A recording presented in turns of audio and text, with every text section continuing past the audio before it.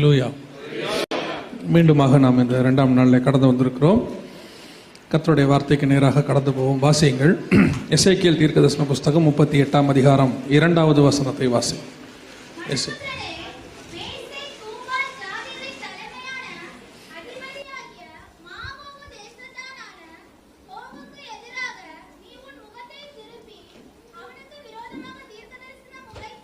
கண்களை மூடுவோம்.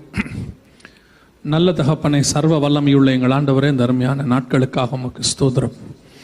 கிருபையும் இரக்கமும் நிறைந்தவராய் விருப்பத்தையும் செய்கையும் உண்டாக்கி தயவாய் எங்களுக்கு தந்திருக்கிற அந்த நாட்களுக்காக உமக்கு நன்றி ஆண்டவரே. இந்த நாட்களிலே தேவனாகிய கர்த்தர் திருச்சபைகளோடு கூட பேசுவீராக. ஆண்டவரே, உம்முடைய சத்தத்தை தொனிக்க பண்ணுவீராக. மனுஷனுடைய சத்தத்தை அல்ல ஆண்டவரே, உம்முடைய சத்தத்தை நாங்கள் கேட்க வந்திருக்கிறோம். வேதத்தினுடைய மகத்துவங்களை, ஆழங்களை நீர் எங்களுக்கு கொண்டு போகும்படி நாங்கள் ஜெபிக்கிறோம். ஆண்டவரே, உம்முடைய வசனத்தை நாங்கள் புரிந்து கொள்ள, அறிந்து கொள்ள, அவைகளுக்குள்ளே நாங்கள் எங்கள் இருதயங்களுக்குள்ளே பதித்து கொள்ள கர்த்தர் கிருபை பாராட்டும். வந்த ஒருத்தரும் வந்த வண்ணமாய் திரும்பாதபடி ஒவ்வொருத்தருக்குள்ளும் உம்முடைய வார்த்தை கிரியை செய்ய வேண்டுமாய் நாங்கள் ஜெபிக்கிறோம். நீர் ஆசீர்வதியும், நீர் பேசும், நீர் இடைபடும். எங்கள் ஆண்டவர் இயேசுவின் நாமத்தில் ஒப்பு கொடுத்து ஜெபிக்கிறோம் எங்கள் ஜீவனுள்ள நல்ல பிதாவே. அல்லேலூயா. எசேக்கியேல் தீர்க்கதரிசன புஸ்தகம் 38ஆம் அதிகாரம் 2வது வசனத்தை நாம் வாசிக்க கேட்டோம். மனுபுத்திரனே, மேசேக் தூபால் ஜாதிகளின் தலைமையான அதிபதியாகிய மாகோகு தேசத்தானாக கோகுக்கு எதிராக நீ உன் முகத்தை திருப்பி அவனுக்கு விரோதமாக தீர்க்க தரிசனம் உரைத்து அப்படின்னு இருக்கு. இன்னைக்கு நம்ம என்ன பார்க்க போறோம்னு சொன்னா, கடைசி கால அடையாளங்கள்ல 2வது நாளாக யுத்தங்களையும் யுத்தங்களின் செய்திகளையும் கேள்விப்படுவீர்கள் என்று வேதம் சொல்லுகிறது. மத்தேயு எழுதின சுவிசேஷம் 24ஆம் அதிகாரத்தில் இயேசுவினிடத்தில் வந்து கேட்கிறார்கள். 3வது வசனத்தில், உம்முடைய வருகைக்கும் உலகத்தின் முடிவுக்கும் அடையாளம் என்ன என்று சொல்லி கேட்கிறார்கள். அப்பொழுது அடையாளங்களை சொல்லும் பொழுது இயேசு கிறிஸ்து அநேக அடையாளங்களை சொல்லுகிறார். அதில் ஒரு அடையாளம் என்னவென்று சொன்னால், 2வது அடையாளம் யுத்தங்களையும் யுத்தங்களின் செய்திகளையும் கேள்விப்படுவீர்கள் என்று சொல்லப்பட்டிருக்கிறது. எந்த யுத்தத்தை குறித்து இயேசு சொல்லி இருக்கிறார், அந்த யுத்தம் எப்பொழுது நடைபெறும், அந்த யுத்தத்திற்கான முகாந்தரம் என்ன என்பதைத்தான் நாம் இன்னைக்கு பார்க்க போகிறோம். வேதத்தில் யுத்தம் என்பது ஒரு மிகப்பெரியதான அடையாளம். உலகத்தில் கடைசி காலத்தில் நடக்க வேண்டிய மிக முக்கியமான சம்பவங்களில் ஒன்று யுத்தம். இந்த யுத்தத்தை குறித்து பார்க்கும் பொழுது இயேசு கிறிஸ்து பொத்தாம் பொதுவாக யுத்தங்களையும் யுத்தங்களின் செய்திகளையும் அப்படின்னு சொல்லி இருக்கிறாரா அப்படின்னு கேட்டா, எப்பவுமே நம்ம ஆண்டவர் அப்படி பேசுறதே கிடையாது. எல்லாத்திற்கும் என்ன செய்யறார், அதுக்கு ஒரு விளக்கத்தை கொடுத்திருப்பார். அது என்னன்னா கொஞ்சம் தேடி கண்டுபிடிச்சு படிக்கணும், அவ்வளவுதான். அது மட்டும் தான் நமக்கு ஆண்டவர் கொடுத்திருக்கிற பொறுப்பு. வேத வாக்கியங்களை என்ன செய்யணும், ஆராய்ந்து பார்க்கணும், தேடி கண்டுபிடித்து வாசியுங்கள் அப்படின்னு இருக்கு. அதை வாசிச்சோம்னா நமக்கு என்ன நடக்கும் அப்படின்னு கேட்டீங்கன்னு சொன்னா, நமக்கு கடைசி கால அடையாளத்தினுடைய மிக முக்கியமான சத்தியங்கள் எல்லாமே கிடைக்கும். அதுல எந்த யுத்தத்தை குறித்து இயேசு பேசுகிறார், எந்த யுத்தத்தை ஆண்டவர் சொல்லுகிறார் அப்படின்னு சொல்லி பார்த்தா, எசேக்கியேல் தீர்க்கதரிசன புஸ்தகம் 38ஆம் அதிகாரத்துல நாம் ஒரு வசனத்தை வாசித்தோம். அந்த 38ஆம் அதிகாரம் 39ஆம் அதிகாரம் இது ரெண்டுமே ஒரு யுத்தத்தை குறித்து தான் சொல்லப்பட்டிருக்கு. அந்த 2 அதிகாரம் ஆண்டவர் வந்து வேதத்துல ஒரு யுத்தத்துக்கு 2 அதிகாரத்தை கொடுத்திருக்கிறாருன்னா அப்ப அந்த யுத்தம் எவ்வளவு இம்பார்ட்டண்டா இருக்குன்னு யோசித்து பாருங்களேன். சில யுத்தங்கள்லாம் ஒரு 2-3 வசனத்திலேயே போயிடும். ஆனா இந்த யுத்தத்துக்கு மட்டும் 2 அதிகாரத்தை கொடுத்திருக்கிறார். அப்படியானா இது எப்பேற்பட்டதான யுத்தமாக இருக்க வேண்டும். அப்ப இந்த யுத்தம் முதல்ல, இந்த யுத்தம் தான் கடைசி காலத்தில் நடக்க வேண்டிய யுத்தமா அப்படின்னு சொன்னா, வாசிங்க 38ஆம் அதிகாரம் 38ஆம் அதிகாரம் 8வது வசனத்தை வாசிங்க.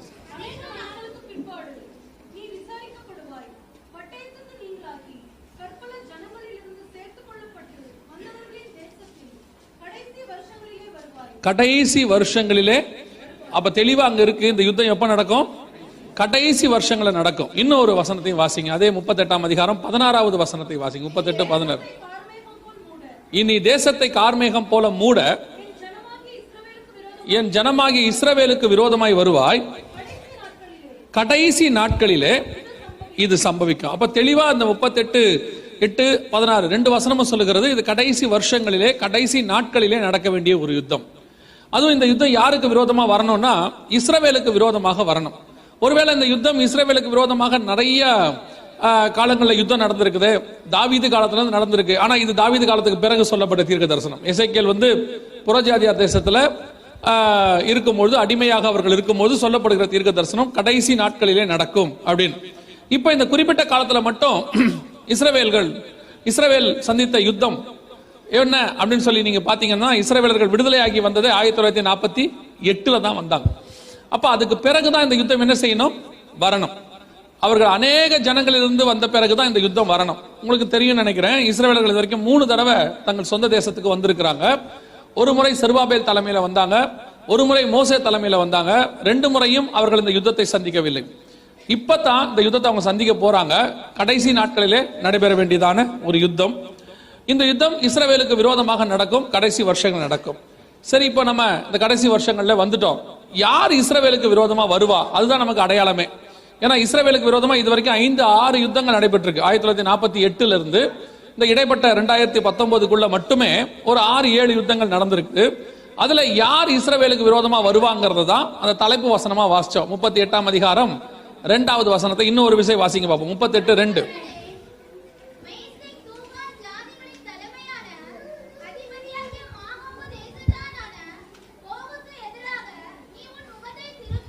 கவனிங்க, இந்த இடத்துல சொல்லப்பட்டிருக்கிறது எல்லாமே இப்ப நம்ம கூட இருக்கிற நாடுகள், இப்ப நம்ம கூட கிரியை செய்து கொண்டிருக்கிற நாடுகள் அவங்க இருக்கிறாங்க.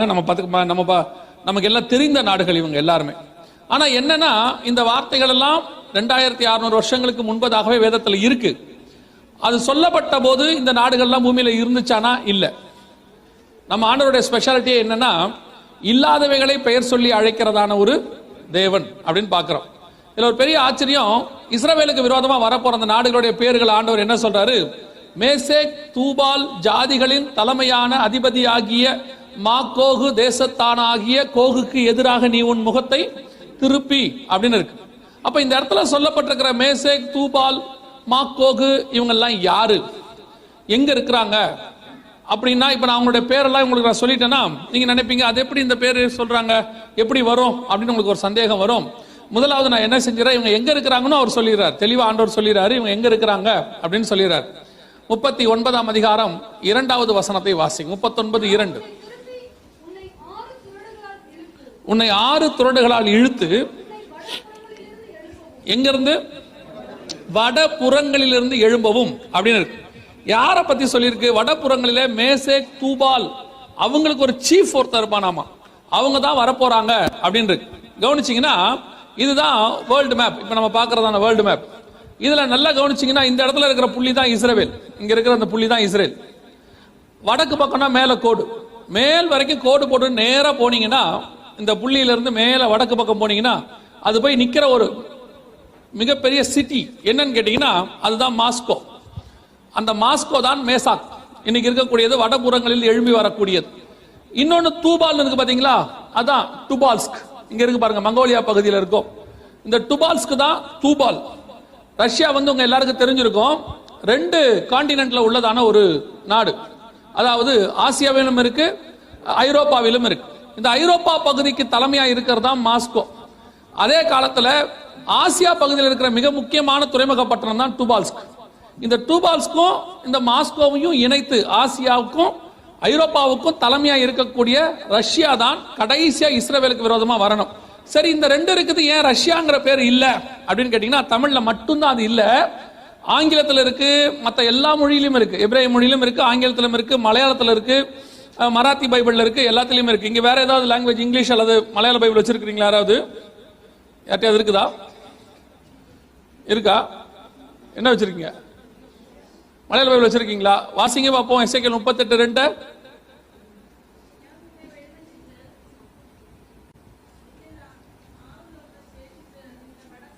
இல்ல 38:2. நீங்க வாசிக்கிறது 39:2 வாசிக்கிறீங்க. 38:2 வாசிங்க.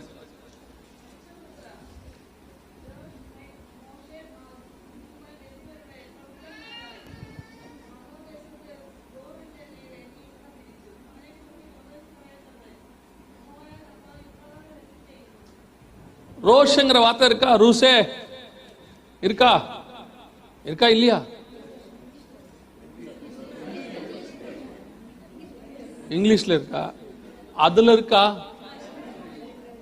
வாசிட்டீங்களா? நடுவில் வந்துருச்சா? சரி, இல்ல என் காதுக்கு அது மட்டும் கேட்கல, அதனாலதான். Okay, right. அப்ப மலையாளத்திலயும் இருக்கு, இங்கிலீஷ்லயும் இருக்கு. இங்கிலீஷ்ல யாராவது வாசிங்களா? என்ன வெர்ஷன்மா? NKJV-யா? வாசிங்க.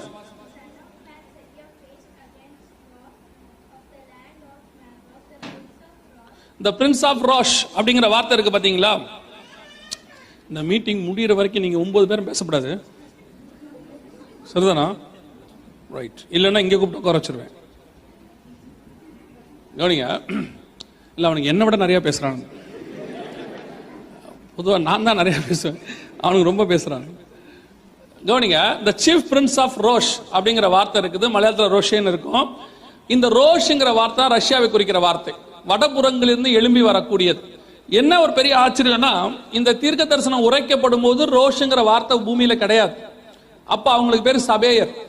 அதற்கு பிறகு அவங்களுக்கு பேரு ஜார் மன்னர்கள். 1917-18 வரைக்கும் அவங்களுக்கு பேரு ஜார் மன்னர் ஆட்சி தான் ரஷ்யாவில் நடந்தது. 1917-18 தான் விளாடிமிர் லெனின்ங்கிறவர் அக்டோபர் புரட்சி ஏற்படுத்தி ரஷ்யாங்கிற பேரை கொண்டு வரார். USSR கேள்விப்பட்டிருப்பீங்க, யூனியன் சோவியத் சோசியல் ரிபப்ளிக் அப்படின்னு கொண்டு வரார். அப்ப அந்த ரஷ்யாங்கிற பேரே 1917-18 வந்ததுதான். ஆனா கவனிச்சீங்கன்னா அதற்கு முன்னாடி 2600 வருஷத்துக்கு முன்னாடி பைபிள் சொல்லுது, வடபுறங்களிலிருந்து மேசேக் தூபால் ஜாதிகளின் தலைமையான அதிபதி, சீஃப் பிரின்ஸ் ஆஃப் ரோஷ் அப்படிங்கிற ரஷ்யாங்கிற அந்த வேர்ட். அதுக்கு தான் சொல்லுவேன், நம்முடைய ஆண்டவர் எல்லாத்தையுமே வேதத்தில் கொடுத்து வச்சிருக்கிறார். என்ன கொஞ்சம் உட்கார்ந்து அதை என்ன செய்யணும், தியானிக்கணும், அவ்வளவுதான். நமக்கு அதுக்கு மட்டும்தான் இப்போ என்ன இல்லை, நேரம் இல்லை. மற்றபடி எல்லாத்துக்கும் நேரம் இருக்கு, அது ஒண்ணுத்துக்கு நேரம் இல்லை. அதனால நமக்கு இதெல்லாம் தெரிய மாட்டேங்குது. இதெல்லாம் நம்ம கையில தான், வீட்டில் தான் இருக்கு. அதனாலதான் நம்ம ஆண்டவர் சொன்னாரு, நியாயம் தீர்க்க போகிறது ஒன்று உண்டு. என்னது? நம்முடைய வசனமே நியாயம் தீர்க்க போகுது. நாளைக்கு பின்னைக்கு ஆண்டவர்கிட்ட போய் நிக்க போது லேப்டாப் ஓபன் பண்ணி ஆண்டவர் சொல்ல போறதுல என்னென்ன பாவம்லாம் செஞ்சீங்கன்னு உங்க வீட்டில் இருக்க பைபிளே சொல்லும், இவன் பிரிக்கவே இல்லை ஆண்டவர் என்ன, அதுலயே கதை முடிஞ்சிடும். அந்த பைபிள் அப்படி சொன்ன உடனே கதை முடிஞ்சிடும், அவ்வளவுதான். நல்லா தெரிஞ்சுக்கொள்ளுங்க, அந்த சீஃப் பிரின்ஸ் ஆஃப் ரோஷ், வடபுறங்களில் எழும்பக்கூடிய ரஷ்யாங்கிற வார்த்தை. இதுல ரொம்ப ஆச்சரியப்படுற ஒரு விதம் என்னன்னா, இதை சொல்லும் போது எசேக்கியேல் சொல்லும் போது இஸ்ரவேலும் கிடையாது. இஸ்ரவேலர்கள் பாபிலோன்ல அடிமைத்தனத்துக்குள்ள இருக்கிறாங்க, மேதிய பெர்ஷிய சாம்ராஜ்யத்துக்குள்ள போயிட்டாங்க அவங்க. அதுக்கப்புறம் ஏறக்குறைய 2000 வருஷம் அவங்க விடுதலை ஆகல. அவங்க எப்ப விடுதலை ஆனாங்கன்னா 1948 தான் விடுதலை ஆனாங்க. இந்த இடைப்பட்ட 2000 வருஷமா இஸ்ரவேலுங்கிற நாடே இல்ல. கர்த்தர் சொல்றாரு, என் ஜனமாகிய இஸ்ரவேலுக்கு விரோதமாக வருவாய், அதுவும் அவங்க பற்பல ஜாதிகளிலிருந்து சேர்த்து கொள்ளப்பட்ட பிறகு வருவார். கரெக்டா இந்த தீர்க்கதரிசனம் எப்ப நடந்துச்சுன்னா 1948. அவங்க சொன்ன மாதிரியே இஸ்ரவேலுங்கிற தேசம் இன்னைக்கு நம்ம கண்ணுக்கு முன்னாடி இருக்கு. நமக்கு வேணா இன்னைக்கு ப்ராபசியா தெரியாது, பெருசா தெரியாது. ஆனா 1948 முன்னாடி வரைக்கும் இஸ்ரவேலே கிடையாது. அப்ப இன்னைக்கு அது ஒரு மிகப்பெரியதான ப்ராபசி. அதான் எப்பவும் சொல்லுவேன், ஆண்டவர் தீர்க்க தரிசனம் உரைத்தார் என்பதில் மிகப்பெரிய தீர்க்க தரிசனம் எதுனா திருப்பி இஸ்ரவேலை கொண்டு வந்தது. ஒரு நாடு இல்லாமல் போய், காணாமல் போய், ஜனங்கள் 2000 வருஷமா இல்லாமல் போய் திருப்பி அவங்களை கொண்டு வரதுங்கிறது நம்ம ஆண்டவரால் ஒருத்தரால மட்டும்தான் முடியும். அல்லேலூயா. இன்னைக்கு பாபிலோன் கிடையாது, நினிவே கிடையாது, இன்னைக்கு பைபிள்ல சொல்லப்பட்ட பெரிய பெரிய நகரங்கள் இன்னைக்கு கிடையவே கிடையாது. எல்லாம் மண்ணோடு மண்ணா போயிருச்சு, திருப்பி உருவாக்கவும் முடியாது. ஆனால் எருசலேம் இஸ்ரவேல் மாத்திரம் மீண்டும் இன்னும் ஜீவனோடு கூட நிற்கிறது. தேவன் இன்னும் இருக்கிறார் என்பதற்கு அது ஒரு மிக முக்கியமான ஒரு அடையாளம். அல்லேலூயா. அப்போ தேவன் சொன்ன மாதிரி கடைசி காலத்துல இஸ்ரவேலுக்கு விரோதமா யார் வரணும்? ரஷ்யா வரணும். மேசேக் தூபால் ஜாதி. இல்ல அதையும் பெரிய விஷயம் என்னன்னு கேட்டீங்கன்னா, நம்ம இந்தியா பகுதியில வடபுறத்துல இமயமலைன்னு ஒண்ணு இருக்குது, எல்லாருக்கும் தெரியும். அந்த ஹிமாச்சல் பிரதேஷ்னு ஒரு மாவட்டம் ஸ்டேட் இருக்கு. அந்த ஸ்டேட்டோட முதலமைச்சருடைய பேரே தூபால் தான். ஆனா அவர் யாருன்னு கேட்டீங்கன்னா கிறிஸ்தவத்துக்கு எதிரானவர். இவர் பேரே எங்க இருக்குன்னா பைபிள்ல தான் இருக்குன்னு வச்சுக்கோங்களேன். அதுலதான் அவருடைய நோவாவுடைய வம்சத்துல வரதான் தூபால். அவர் அந்த பேரை வச்சுக்கிட்டே கிறிஸ்தவத்துக்கு விரோதமா என்ன செய்வார்? கிரியை செய்வார். இருந்துட்டோம். அப்ப நம்ம அந்த வடபுறங்கள்ல தான் இமயமலை இருக்கு, உங்களுக்கு தெரியும் நினைக்கிறேன், நார்த் சைட்ல தான் இருக்குது. இந்த வடபுறங்கள்ல இருந்து தூபால் அப்படிங்கிறது எழும்பி வரும் அப்படின்னு கர்த்தர் சொன்ன தீர்க்க தரிசனத்தின்படி கடைசி காலத்துல ரஷ்யா இஸ்ரவேலுக்கு விரோதமாக எழும்பி வர வேண்டும். இப்போ இந்த யுத்தம் தான் கடைசியா நடைபெற வேண்டிய யுத்தம். எந்த யுத்தம்? சபை காலத்துல கடைசி யுத்தம்.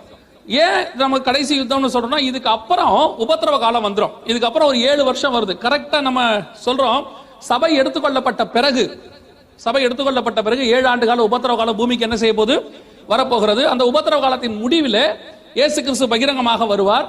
அந்த பகிரங்க வருகைக்கு பிறகு அர்மேகதான் யுத்தம், அர்மேகதான் யுத்தத்துக்கு பிறகு 1000 வருஷ அரசாட்சி. இதான் நமக்கு வேதம் சொல்லக்கூடியதான டைம்லைன். இன்னைக்கு இந்த யுத்தத்தை பத்தி சொல்லும் போது ஒரு கன்ஃபியூஷன் இருக்கு நிறைய பேருக்கு. நான் அதையும் சொல்லிட்டு போயிடுறேன். என்ன யுத்தம்னா, இதுதான் அர்மேகதான் யுத்தம் அப்படின்னு கொஞ்சம் பேர் சொல்றாங்க. இந்த எசேக்கியேல் 38-39 சொல்லப்பட்டிருக்கிறது என்ன யுத்தம்? அர்மேகதான் யுத்தம். கிடையவே கிடையாது. அர்மேகதான் யுத்தம் என்பது வெளிப்படுத்தின விசேஷம் 16ஆம் அதிகாரம் 16வது வசனத்துல இருக்கு.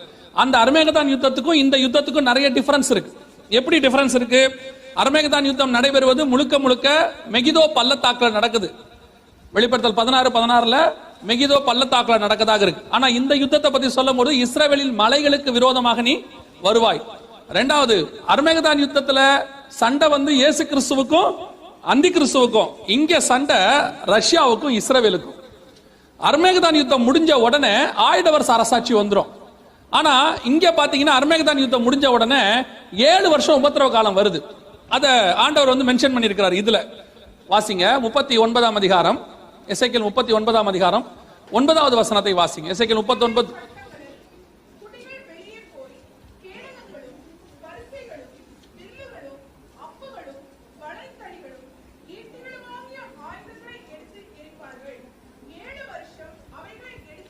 கரெக்டா யுத்தம் முடிஞ்சு எத்தனை வருஷம் இருக்கிறாங்க? 7 வருஷம் இருக்கிறாங்க. நம்ம அதான் சொல்றோம், யுத்தம் முடிஞ்சு 7 வருஷம் என்ன வரும்? உபத்திரவ காலம் வரும். அப்ப கர்த்தர் சொன்னபடியே இந்த 7 வருஷ உபத்திரவ காலம் ஒன்று பூமிக்குள்ளே வரப்போகிறது. அதான் ஆயுதங்களை எடுத்து எரிக்கிற காலமாக இருக்க போகிறது. சோ இந்த யுத்தம் 3ஆம் உலக யுத்தம் நம்ம சொல்லிக் கொள்ளலாம். ஏன்னா 2 யுத்தம் முடிஞ்சதுனால இதை நம்ம என்ன சொல்றோம்? 3ஆம் உலக யுத்தம் நம்ம சொல்றோம். ரஷ்யாவுக்கும் இஸ்ரவேலுக்கும் விரோதமாக வரணும். இதுலயும் இன்னும் கொஞ்சம் தெளிவாக இந்த 2 அதிகாரத்துல இந்த யுத்தத்தை பத்தின எல்லா தெளிவா கொடுத்திருக்கிறாரு. மொத்தத்தையும் பார்க்க நமக்கு நேரம் இல்ல. சில குறிப்பிட்ட பாயிண்ட்ஸ் மாத்திரம் பார்க்க போறோம். அதுல கர்த்தர் சொன்ன ரொம்ப முக்கியமான விஷயம் என்னன்னு கேட்டீங்கன்னா, இந்த ரஷ்யா கூட இருக்கிற நாடுகளை பத்தி ஒன்னு சொல்றாரு பாருங்களேன். அது ஒரு மிகப்பெரியதான தீர்க்க தரிசனம். அந்த எசேக்கியேல் 38:2ல மேசேக் தூபால் ஜாதிகளின் தலைமையான அதிபதியாகிய மாகோகு தேசத்தானாகிய அப்படின்னு இருக்கு பாருங்களேன். இந்த மாகோகு யாரு அப்படின்னு பாத்தீங்கன்னா நோவாவுடைய பேர பையன் தான் மாகோகு. இந்த மாகோகு பத்தி வசனம் சொல்லுது, அவர்களுடைய பெயர்களின் படியே அந்தந்த தீவுகளும் நாடுகளும் ஆயின அப்படின்னு இருக்கு பைபிள்ல. இந்த மாகோகு தான் பின்னாட்கள்ல மாகோகியாவா மாறி மங்கோலியாவாக ஆனது. இந்த மாகோகு தேசம் உங்களுக்கு தெரியும், நோவாவுக்கு 3 பசங்க தான், யாபேத். இந்த 3 பசங்க தான் 3 ரேசிஷம், ஒயிட், பிளாக், எல்லோ அப்படின்னு சொல்லுவாங்க. இன்னும் கொஞ்சம் டெக்னிக்கலா சொல்லணும்னா காக்கசைட்ஸ், மேங்கலைட்ஸ், நெக்ராய்ட்ஸ் அப்படிம்பாங்க. புரியும்படி சொல்லணும்னா வெள்ளை, மஞ்சள், கருப்பு அப்படின்னு சொல்லுவாங்க. நமக்கு எல்லாத்துலயுமே நம்ம பேசிக்கலாம், எப்படி ஈஸியா இருக்குதோ அதை நீங்க வச்சுக்கலாம். நீங்க சரியா டெக்னிக்கலா வச்சுக்கணும், இப்படி வச்சுக்கலாம், காக்கசைட்ஸ், மேங்கலைட்ஸ், நெக்ராய்ட்ஸ் வச்சுக்கலாம். மனசுல பதியும்படி வச்சுக்கணும்னா வெள்ளை, மஞ்சள், கருப்பு அப்படின்னு வச்சுக்கலாம். இல்ல நம்ம எதுல வருவோன்றது நம்ம பேசப்படாது. சரியா? கருப்புங்கிறது ஆப்பிரிக்கன்ஸை குறிக்கும், மஞ்சள்ங்கிறது மங்கோலியன்ஸ் சீனர்களை குறிக்கும், வெள்ளைங்கிறது வெள்ளைக்காரங்களை குறிக்கும். நம்ம எதுல வருவோம்? எதுல வருவோன்றது இன்னும் டிசைட் ஆகலன்னு வச்சுங்களேன். இருந்துட்டு போட்டோம். சரியா? அப்போ இந்த 3 இனம் தான். அதுல ஒண்ணுதான் மாகோகு, மேங்கலைட்ஸ் என்று சொல்வார்கள். அதுதான் மங்கோலிய இனம். இங்க இருக்கு பாருங்களேன், இந்த இடத்துல இருக்கு, இந்த சின்ன பிளாக் சைனாவுக்கு மேல இருக்கு பாருங்க. இவங்க தான் சீனர்களுக்கெல்லாம் பூர்வீகம். சீனாங்கிறத இந்த மங்கோலிய வம்சத்துல வந்ததுதான், மங்கோல்ஸ் அப்படின்னு சொல்லுவாங்க. இந்த மங்கோலியா என்கிற நாடு ரஷ்யா கூட இருக்கும்னு பைபிள் சொல்லுது. மங்கோலியாங்கிற கடைசி காலத்துல ரஷ்யா கூட வரும்னு. ஆனா 1918க்கு பிறகு ரஷ்யா மங்கோலிய யுத்தம் பயங்கர ஃபேமஸ். மங்கோலியாங்கிற நாடு ஒண்ணும் இல்லாம பண்ணதே யாருன்னு கேட்டீங்கன்னா ரஷ்யா தான். செங்கிஸ்கான் கேள்விப்பட்டிருப்பீங்க. அவருக்கு பிறகு அந்த நாடு ரொம்ப ஃபேமஸ் ஆகி ரொம்ப சர்வாதிகார நாடுகள்ல ஒண்ணு. அந்த நாடு ஒண்ணுமே இல்லாம போய் ரஷ்யாவால தான் ஒண்ணுமே இல்லாம போயிருச்சு. இன்னைக்கும் ரஷ்யர்கள் அவர்களுக்கு பிடிக்காதுன்றதா உலகத்துக்கு அறிஞ்சதான ஒரு விஷயம். ஆனா பைபிள் சொல்லுது, கடைசி காலத்துல யார் வரணும்? இந்த மங்கோலியாவானது ரஷ்யாவு கூட இணைந்து எங்க வரணும்? இஸ்ரவேலுக்கு விரோதமா வரணும். என்ன ஒரு பெரிய ஆச்சரியம்னா, 2018 இந்த மங்கோலியாவும் ரஷ்யாவும் சேர்ந்து என்ன செஞ்சாங்கன்னு கேட்டீங்கன்னா ஒரு யுத்த பயிற்சி மேற்கொண்டாங்க. இங்க இருக்கு பாருங்க, மிகப்பெரிய ராணுவ பயிற்சி. எப்போ அப்படின்னு கேட்டீங்கன்னா செப்டம்பர் 11, 2018 என்ன போட்டிருக்கு பாத்தீங்கன்னா மிகப்பெரிய ராணுவ பயிற்சி தொடங்குகிறது. யார் யாருன்னு கேட்டீங்கன்னா ரஷ்யாவோடு கூட சேர்ந்து சீனாவும் மங்கோலிய ராணுவம் பங்கேற்பு. இந்த மங்கோலியா வந்து ரஷ்யா கூட சேர்ந்தது மிகப்பெரிய தீர்க்க தரிசன நிறைவேறுதல். ஏன்னா கிட்டத்தட்ட 50 வருஷமா ரஷ்யாவுக்கும் மங்கோலியாவுக்கும் ஆகாது, பயங்கரமான எதிரிகள், இந்தியா பாகிஸ்தான் மாதிரி. ஆனா இன்னைக்கு என்ன நடந்திருக்குது? இவங்க 2 பேரும் சேர்ந்து யுத்த பயிற்சி மேற்கொண்டிருக்கிறாங்க. அதுலயும் அந்த ரஷ்யாவுடைய ராணுவ தளபதி என்ன சொல்றாரு? இது யுத்த பயிற்சி அல்ல, ஒரு யுத்தம் போலவே நாங்கள் நடத்தி இருக்கிறோங்கிறார். எதுக்கு இந்த யுத்த பயிற்சி நடக்குது? இப்போ நீங்க பார்த்திருப்பீங்க, எல்லா நாடுகளும் யுத்த பயிற்சி என்ன செய்யறாங்க? மேற்கொண்டுட்டே இருக்கிறாங்க. இப்போ இந்த வாரத்துல கூட அமெரிக்காவும் தென்கொரியாவும் சேர்ந்து என்ன செய்யறாங்க? ஒரு ராணுவ பயிற்சி செய்யறாங்க. எல்லா நாடும் செய்யுது. இந்த பயிற்சி எதுக்கு மேற்கொள்ளப்படுகிறது? உலகம் முழுக்க ஏன் வருது அப்படின்னு கேட்டீங்கன்னா, இந்த 3ஆம் உலக யுத்தம் வந்து மறைமுகமாக தொடங்கிவிட்ட காலகட்டத்தில் இருக்கிறது. இந்த கடைசியா நடக்க வேண்டிய எசேக்கியேல் 38, 39 யுத்தம் நம் கண்களுக்கு முன்பாக தொடங்கிவிட்ட காலம். அது எப்படி தொடங்கி இருக்கு, என்ன பண்ணிருக்காங்கன்றத நான் உங்களுக்கு முடியும் போது சொல்றேன். இப்போ சீனாவும் இப்போ ரஷ்யாவும் இணைந்து ஒரு மிகப்பெரிய யுத்தத்தை தொடங்குவதற்கான எல்லா வேலைகளையும் செய்து முடித்து விட்டார்கள். அதுல தீர்க்க தரிசனம் நிறைவேறல் தான் இந்த மங்கோலிய ராணுவம் ரஷ்யாவோடு கூட இடைபெறுவது. அவங்க ஒன்னா இணைஞ்சு வந்துட்டாங்க. ரெண்டாவது, ரஷ்யா கூட இருக்கிற இன்னொரு நாடு என்ன அப்படின்னு சொல்லி பாத்தீங்கன்னு சொன்னா, அந்த எசேக்கியேல் 38:5 வாசிங்க பார்ப்போம். எசேக்கியேல் 38:5. அவர்களோடு கூட இந்த பெர்ஷியாங்கிற நாடு இருக்கு பாத்தீங்களா, அவர்களோடு கூட பெர்ஷியரும் இந்த இருக்கட்டும். பெர்ஷியாங்கிறது யாரை குறிக்குது? அவர்களோடு கூட பெர்ஷியாங்கிறது யாரு அப்படின்னு கேட்டீங்கன்னா, 1984 வரை இன்னைக்கு இருக்கிற ஈரானுக்கு பெயர் தான் பெர்ஷியா. 1984 தான் அயதுல்லா கோமேனிங்கிறவர் அந்த பெர்ஷியாங்கிற நாட்டோட பேரை மாத்திட்டு ஈரான் வச்சார். இந்த பெர்ஷியாங்கிறது வந்து ஒரு பூர்வீக நாடு. எப்போ எஸ்தர், நெகேமியா அவங்க காலத்திலே இருக்கு பெர்ஷியா. அந்த நாட்டுக்கு ஈரானுங்கிற பேரை இன்னைக்கு கொண்டு வந்தது யாருன்னா அயதுல்லா கோமேனி. ஒரு புரட்சியை ஏற்படுத்தி அந்த புரட்சியின் விளைவாக அயதுல்லா கோமேனி வந்தார். 1984 வரைக்கும் ஈரான் வந்து அமெரிக்க சப்போர்ட்டர். அங்க ஷாங்கிற மன்னர் தான் இருந்தாரு. அவர் மிகப்பெரிய அமெரிக்க சப்போர்ட்டர். இன்னும் சொல்ல போனால் இன்னைக்கு ஈரான் வந்து உலக எண்ணெய் ஏற்றுமதியில 2வது இடத்துல இருக்கு. ஈரானுக்குள்ள எண்ணெய் இருக்குங்கிறத கண்டுபிடிச்சு கொடுத்ததே அமெரிக்கா தான். எப்படி அரேபியாவுக்கு கண்டுபிடிச்சு கொடுத்தாங்களோ அதே மாதிரி ஈரானுக்கு எண்ணெய் இருக்குதுங்கிறத, அவங்க நாட்டுல எண்ணெய் இருக்குதுங்கிறதையும் அவங்க தான் கண்டுபிடிச்சாங்க. புரிஞ்சுச்சா? புரியல விட்டுருங்க. அப்போ நீ நல்லா பேசினாலே புரியாது அப்படிங்கிறீங்களா? கவனிங்க, இது கொஞ்சம் ஹிஸ்டரி கிளாஸ் மாதிரி தான் இருக்கும். ஆனா வேற வழி இல்லை, கேட்டுதான் ஆகணும். ஏன்னா முக்கியமான சப்ஜெக்ட் இப்ப நடந்துகிட்டு இருக்கு. இந்த வாரத்துல மிக முக்கியமான விஷயங்கள் எல்லாம் உங்களை சுத்தி தான் நடக்குது. நீங்க தான் ரொம்ப முக்கியமான ஆட்கள் இதுல. நாங்களாம் வேற தூரத்துல இருக்குமா, அதனால நீங்க சந்திப்பீங்க இப்போ கொஞ்ச நாள். அதனாலதான் இந்த பாடம் உங்களுக்கு எடுக்கிறோம். அதான பார்த்தேன், நீ நல்லபடியா பேசிட்டீங்கன்னா என்ன இருக்கு அப்படிங்கிறீங்களா?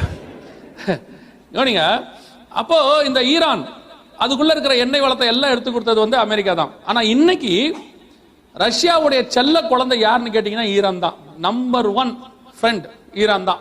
இன்னைக்கு ஈரான்ல இருக்கக்கூடிய எல்லா அணு உலைகள் எல்லாவற்றையும் பாதுகாக்கிற பொறுப்பு யார் கையில இருக்குது? ரஷ்யா கையில இருக்கு. ரஷ்யா சொல்லி இருக்குது, ஈரான் மேல கைய வச்சீங்கன்னா, இங்க சொல்லியிருக்கு பாருங்க, ஈரான் மீது தாக்குதல் நடத்தினால் பேரழிவு ஏற்படும். இஸ்ரேலுக்கு ரஷ்யா கடும் எச்சரிக்கை. அடுத்து என்ன சொல்லியிருக்கு பாருங்க, ஈரான் அணு ஆயுத மையங்கள் மீது தாக்குதல், இஸ்ரேல் அமெரிக்காவுக்கு ரஷ்யா எச்சரிக்கை. இந்த ஈரான் விஷயத்துல ரஷ்யா விட்டு கொடுக்க தயாராகவே இல்லை. உங்களுக்கு தெரியும் ஈரான் பிரச்சனை எப்படி போயிட்டு இருக்குன்னு. இந்த மிடில் ஈஸ்ட்ல இருக்கிறவங்களுக்கு நல்லாவே தெரியும். இந்த ஈரானுடைய கப்பல்களை யூகே வந்து திடீர்னு உள்ள வந்துச்சு பாத்தீங்களா? அதுல எவ்வளவு பெரிய தீர்க்க தரிசனம் தெரியுமா? அது திடீர்னு ஈரான் வந்து என்ன பண்ணுச்சுன்னா யூகே உடைய ட்ரோன் ஒன்று அடிச்சிருச்சு. உடனே பிரிட்டிஷ்காரங்க என்ன பண்ணாங்க, ஈரானுடைய 2 கப்பலை பிடிச்சு வச்சுக்கிட்டாங்க. ஒரு பெரிய பிரச்சனை நடக்கு தெரியுமா? இதுல ஏன் திடீர்னு உள்ள யார் வந்தது? பிரிட்டிஷ் வந்துச்சு. உண்மையிலேயே அது தீர்க்க தரிசனம் நிறைவேறுதல். ஏன்னு சொன்னா, இந்த இஸ்ரவேலுக்கு ஆதரவா ஈரானுக்கு எதிராக வரக்கூடிய மிக முக்கியமான ஃபர்ஸ்ட் நாடு எதுன்னு கேட்டா பைபிள் சொல்லுது பிரிட்டிஷ் தான் வரணும். எசேக்கியேல் 38:13 வாசிங்க பார்ப்போம். எசேக்கியேல் 38:13.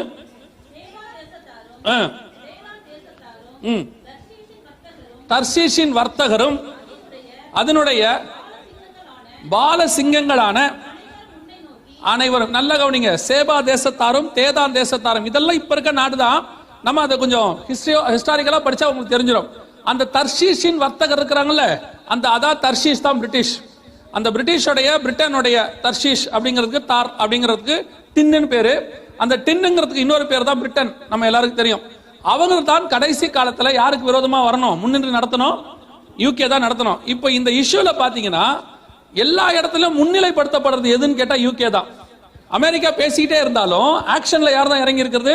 இதுல கவனிச்சீங்கன்னா இது பிரிட்டிஷோடைய ராணுவம். இவங்க தான் ஃபர்ஸ்ட் உள்ள நுழைஞ்சாங்க. இங்க இருக்கு பாருங்க, இவங்க தான் ஃபர்ஸ்ட் உள்ள நுழைஞ்சாங்க. உள்ளே நுழைஞ்சு ஈரானுக்கு எதிராக இந்த விஷயத்துல எல்லாத்தையும் செஞ்சது இவங்க தான். இங்க இருக்காங்க பாருங்க, பிரிட்டிஷ் ட்ரூப்ஸ். எங்க இருக்குது இப்ப கேட்டீங்கன்னா ரஷ்யா பார்டர்ல இருக்குது. ரஷ்யா பார்டருக்கு இவங்க புறப்பட்டு போயாச்சு. இந்த வாருக்கான ஸ்டார்டிங் பாயிண்ட் இங்க தான் ஆரம்பிச்சிச்சு. நம்ம பாக்குற இதுதான் இந்த வாருக்கான ஸ்டார்டிங் பாயிண்ட். இப்போ ரஷ்யாவுடைய எல்லைகள் ஒண்ணுல யார் இருக்கிறா அப்படின்னு கேட்டீங்கன்னா பிரிட்டிஷ் ட்ரூப் இருக்கு. சரி, ரஷ்யா எந்த அளவுல இருக்குது அப்படின்னு கேட்டீங்கன்னா இஸ்ரேலோடைய 40 கிலோமீட்டர்ல ரஷ்யாவுடைய கப்பல்கள் நின்றுகிட்டு இருக்கு இன்னைக்கு. அதாவது ரஷ்யாவுடைய ராணுவ வீரர்கள் 1.5 லட்சம் பேர் சிரியால இருக்கிறாங்க.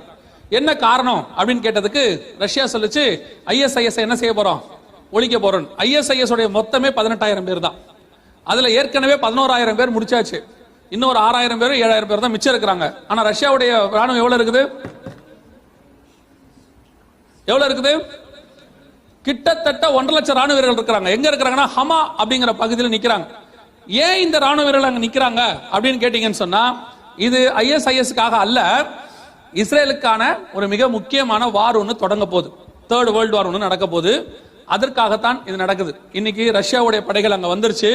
ஏற்கனவே இருந்த படைகளோட சேர்த்து இப்ப ரஷ்யா 4000 பேர் அனுப்பியிருக்கு. இங்க பாருங்க, 4000 பேர் அனுப்பியிருக்கு. ரஷ்யாவில் 4000, சிரியாவில் 4000 ரஷ்ய வீரர்கள் எக்ஸ்ட்ராவா இப்ப அனுப்பியிருக்குது.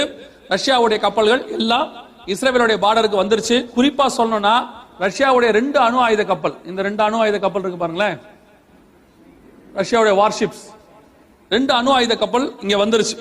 இதெல்லாம் உங்களுக்கு எப்படி நீங்க பாக்குறீங்கன்னு எனக்கு தெரியாது. மிக மிக சீரியஸான ஒரு டென்ஷன் ஒன்னு மிடில் ஈஸ்ட்ல போயிட்டு இருக்கு.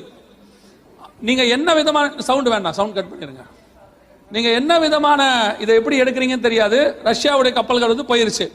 இது அதுக்கு அகைன்ஸ்டா ரஷ்யாவுடைய வார் ட்ரூப்ஸ் எல்லாமே யூகேக்கு அகைன்ஸ்டாக இப்ப எல்லாம் வந்து நிக்குது.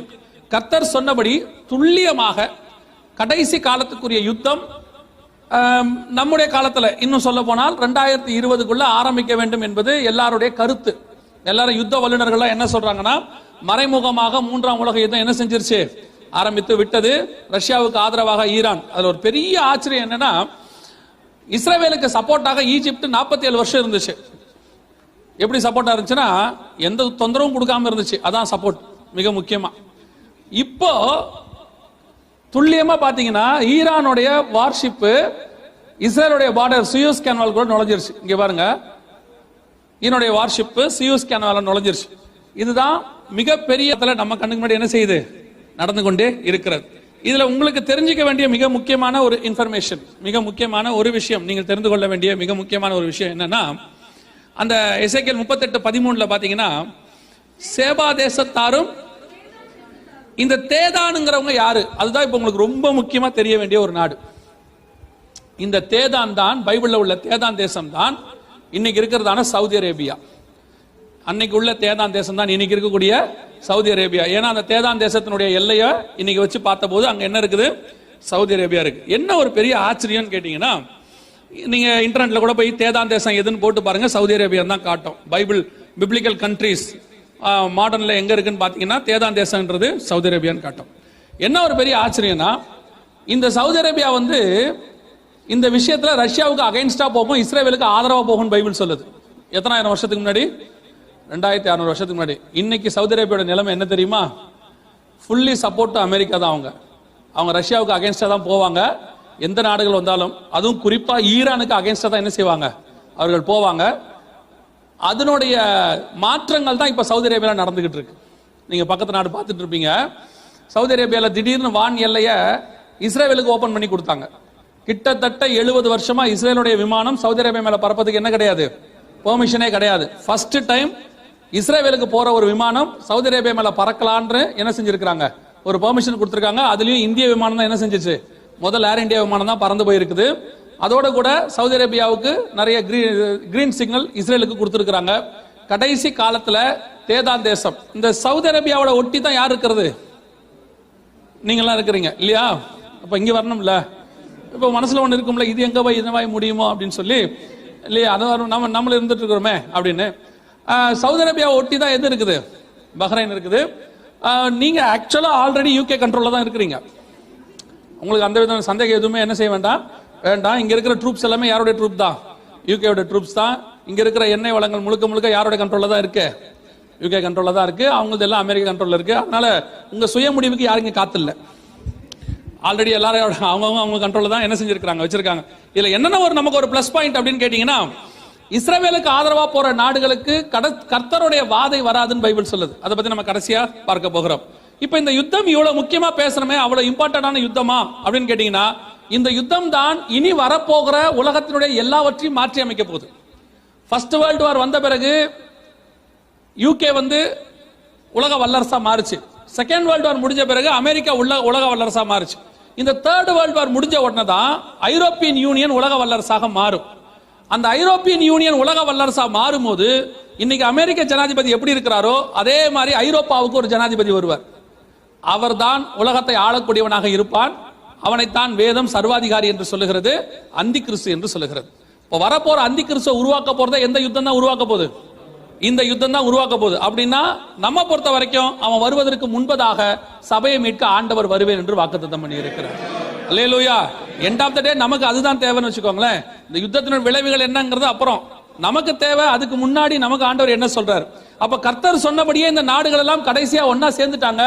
இப்ப யுத்தத்துக்கான எல்லாம் ரெடி ஆயிருச்சு அப்படின்னு சொன்னா கண்டிப்பாக இந்த யுத்தம் ஆரம்பிக்கிறது நம்ம காலத்துல நம்ம கண்ணுக்கு முன்னாடி தான், வேற எந்த காலத்திலயும் இல்ல. இனி தள்ளி போக வாய்ப்பு இல்லைன்னு சொல்லிட்டாங்க நம்ம கண்ணு. இன்னும் அதுவும் ஒரு வல்லுநர் சொல்றாரு, மறைமுகமாக யுத்தம் என்ன செஞ்சிருச்சு, ஆரம்பித்து விட்டது அப்படிங்கிறார். அவங்க கொஞ்சம் கொஞ்சமா அடிக்க ஆரம்பிக்கிறாங்க அப்படின்னு. இதோடைய முடிவு எப்ப நடக்கும்னு தெரியாது. ஏன்னா முதலாம் உலக யுத்தம் 4 வருஷம், 2ஆம் உலக யுத்தம் 8 வருஷம். இது எத்தனை வருஷம் நடக்கும்னு தெரியாது. அந்த யுத்தத்தின் முடிவும் அந்த யுத்தத்தினுடைய காலகட்டங்களும் நடைபெறும் போதுதான் வருகை சம்பவிப்பதற்கு என்ன இருக்குது, வாய்ப்பு இருப்பது. ஏன்னா இதுக்கப்புறம் அந்தி கிறிஸ்து வெளிப்படுவான். அவன் வருவதற்கு முன்பதாக ஆண்டவர் வரப்போகிறார்.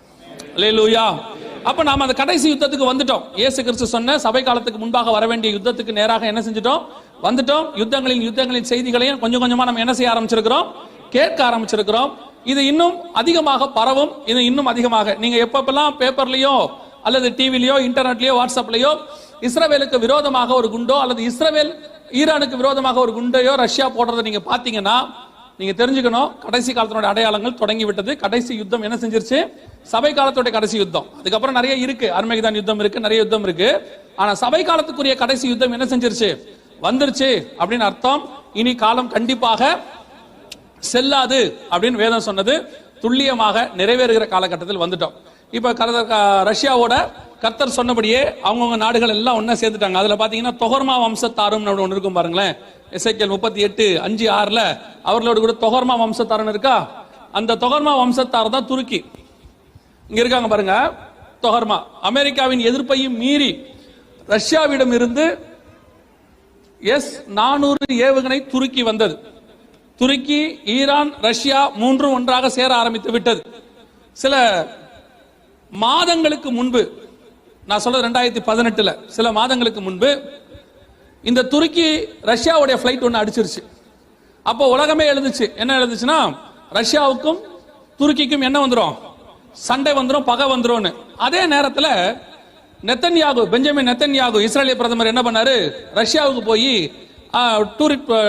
விசிட் போனார். போன உடனே புதின் சொன்னாரு, அந்த காலத்துல யூதர்கள் எனக்கு சாப்பாடெல்லாம் போட்டாங்க, நான் மறக்க மாட்டேன் அப்படின்லாம் சொன்னார். பேப்பர்ல வந்துச்சு. ரஷ்யாவும் இவங்களும் ரொம்ப கை கோத்துக்கிட்டு இருக்கிற மாதிரி. அப்பவே நாங்க எங்க மேகசின்ல எழுதணும், இது ஒரு கூடா நட்பு. இந்த நட்பு என்ன செய்யக்கூடாது, கூடா நட்பு. கண்டிப்பாக ரஷ்யா எங்க போகும், இஸ்ரேலுக்கு விரோதமாகத்தான் போகும் அப்படின்னு. இப்ப ஈரானுடைய காரியங்களை பார்த்துட்டு இஸ்ரேலிய பிரதமர் என்ன சொன்னாரு, இங்க சொல்லிருக்காரு, Iran range of Israel air strikes, அதாவது F-35 அப்படிங்கிற விமானத்தை வைத்து நாங்கள் என்ன செய்வோம், ஈரானை அடிப்போம் அப்படின்னு அவர் சொன்ன உடனே ரஷ்யா என்ன அதுக்கு ரியாக்ட் பண்ணிருக்கு பாருங்க. Russia warns it can and will detect any F-35 in its airspace. இஸ்ரேலுடைய எந்த விமானம் வந்தாலும் நாங்கள் என்ன செஞ்சிருவோம், அதை கண்டுபிடிச்சிருவோம் அப்படின்னு ரஷ்யா சொல்லியிருக்கு. இதெல்லாம் நடக்கிறது 2019 ஜூலை 9, போன மாசம். ஆகவே கடைசி யுத்தத்திற்கான எல்லா காரியங்களும் நடைபெற தொடங்கிவிட்டது. கர்த்தர் சொன்னபடி துல்லியமாய் தீர்க்க தரிசனம் நம்முடைய காலத்துல இந்த யுத்தம் வரும். இந்த யுத்தம் நடைபெற ஆரம்பிக்கும் பொழுது நம்ம மூட்டை முடிச்ச கட்டலான்னு அர்த்தம். அப்படின்னா என்ன அர்த்தம், இந்தியாவுக்கு போலான்னு இல்ல, எங்க போறது, வருகைக்கு ரெடி ஆகணும்னு அர்த்தம். ஊருக்கு போகணும்னா மூட்டை முடிச்ச கட்டணும், வருகையில போகணும்னா மூட்டை முடிச்ச விடணும். பாரமான யாவற்றையும் உதறி தள்ளிவிட்டு இருந்தாதான் எங்க போக முடியும், வருகைக்கு போக முடியும். ஆனா நீங்க கேட்கிற செய்தி வேற இருக்கு இல்ல. கர்த்தர் உங்களுக்கு அது தருவா இது தருவா கேட்டுக்கிட்டே இருக்கிறீங்க. இப்ப நாம சொல்றது அதுக்கு எப்படி இருக்குது, ஆப்போசிட்டா இருக்கு. ஒருவேளை உங்களுக்கு அதை பிடிக்காம கூட இருக்கும், வேற வழி இல்ல, இதான் நடக்கும். வேற என்ன செய்ய முடியும், சத்தியத்தை தானே சொல்லணும். நம்மளும் சொல்லலாம், அழகா சொல்லலாம், நீங்கள் பலுகி பெருகுவீர்கள், இந்த வாசலில வெளியே போகாதபடிக்கு கர்த்தர் உங்களை பலுகி பெருக பண்ணுவான்னு சொல்லலாம். ஆனா அது பொய்யா போயிடும். சரியா? அதனால அதுக்கு சில ஆட்கள் இருக்கிறாங்க, அதுவும் தேவைதான், அவங்களும் சொல்லிட்டு போவாங்க. ஆனா அது நடக்குதோ இல்லையோ, இது நடக்கும் கண்டிப்பா. யுத்தம் கண்டிப்பா என்ன செய்யும், வரும். ஏன்னா சொன்னது நாங்க இல்ல, பைபிள் வேதத்துல சொன்ன ஒரு காரியம் என்ன செய்யாது, பொய்யாய் போகாது. ஆகவே யுத்தத்திற்கான எல்லாம் தயாராகி விட்டது. சரி, இந்த யுத்தம் ஏன் நடைபெறுகிறது, இந்த யுத்தம் ஏன் நடக்குது, ரீசனை மட்டும் சொல்லிடுவோம். ஒரே ஒரு ரீசன், 2 ரீசன் இருக்கா சொல்லிட்டு அதுக்கப்புறம் இந்த யுத்தத்துல நடக்கக்கூடிய சில சம்பவங்களை ஆண்டவர் சொல்லியிருக்கிறார் வேதத்துல, அதை சொல்லிட்டு முடிச்சிருவோம். இந்த யுத்தம் ஏன் நடக்குது, எசேக்கியேல் 38 13 வாசிங்க பார்ப்போம்.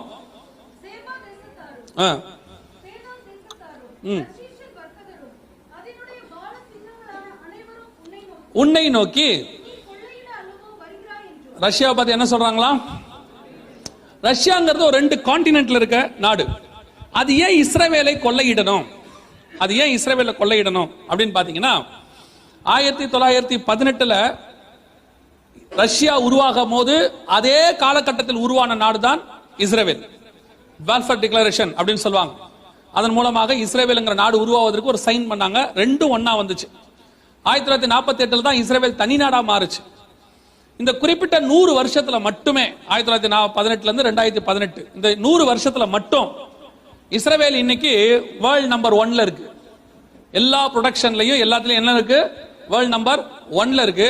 அது மாத்திரமல்ல, இஸ்ரவேல்ல ஒரு கடல் இருக்கு, நீங்க கேள்விப்பட்டிருப்பீங்க, டெட் சி, சவக்கடல் அப்படின்னு. அந்த ஒரு கடல் மட்டும் ரஷ்யா கிட்ட கிடைச்சிட்டா போதும், இந்த உலகத்திலேயே மிகப்பெரிய பணக்கார நாடாக ரஷ்யா மாறிடும். ஏன்னா அந்த கடலுக்குள்ள இருக்கக்கூடிய தாது பொருட்கள் அவ்வளவு அதிகம், அவ்வளவு சக்தி வாய்ந்தவை. அதுல இருந்து எடுக்கிறதுக்கு இஸ்ரவேலாலேயே முடியல, அவ்வளோ இருக்கு. அதைத்தான் ரஷ்யா என்ன பண்ணிருக்கு?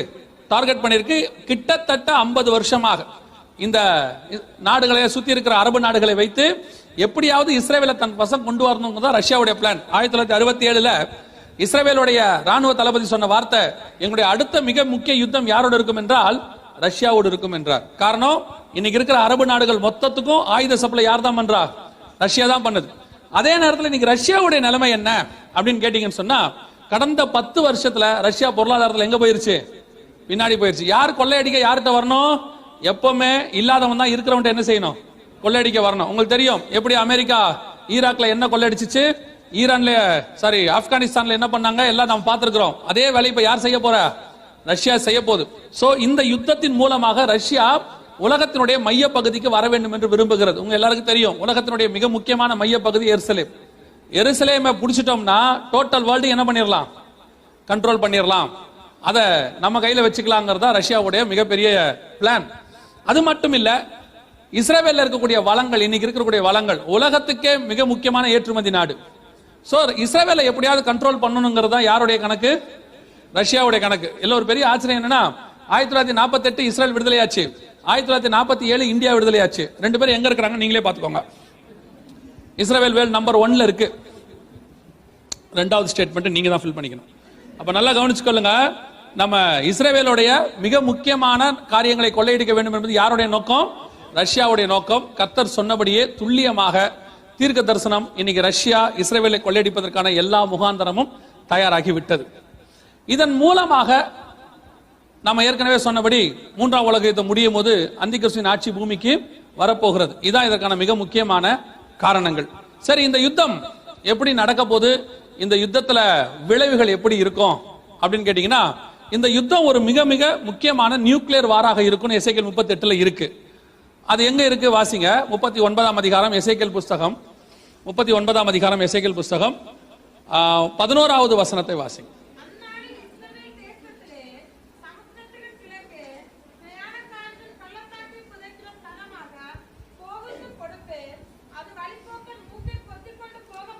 கவனிங்க, ஒரு புதைக்கிற இடத்துல மூக்க பொத்திட்டு போவாங்களா, எரிக்கிற இடத்துல மூக்க பொத்திட்டு போவாங்களா?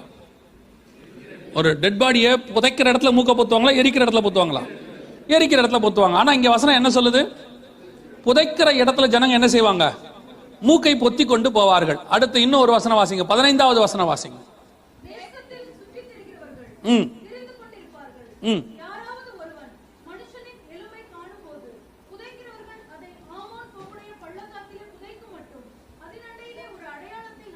நல்ல கவனிங்க, ஒரு 7 மாசம் புதைக்கிறவங்க அலைஞ்சிட்டே இருப்பாங்களா. அதுக்கு முந்தின வசனம் 14ஆம் வசனத்துல இருக்கு.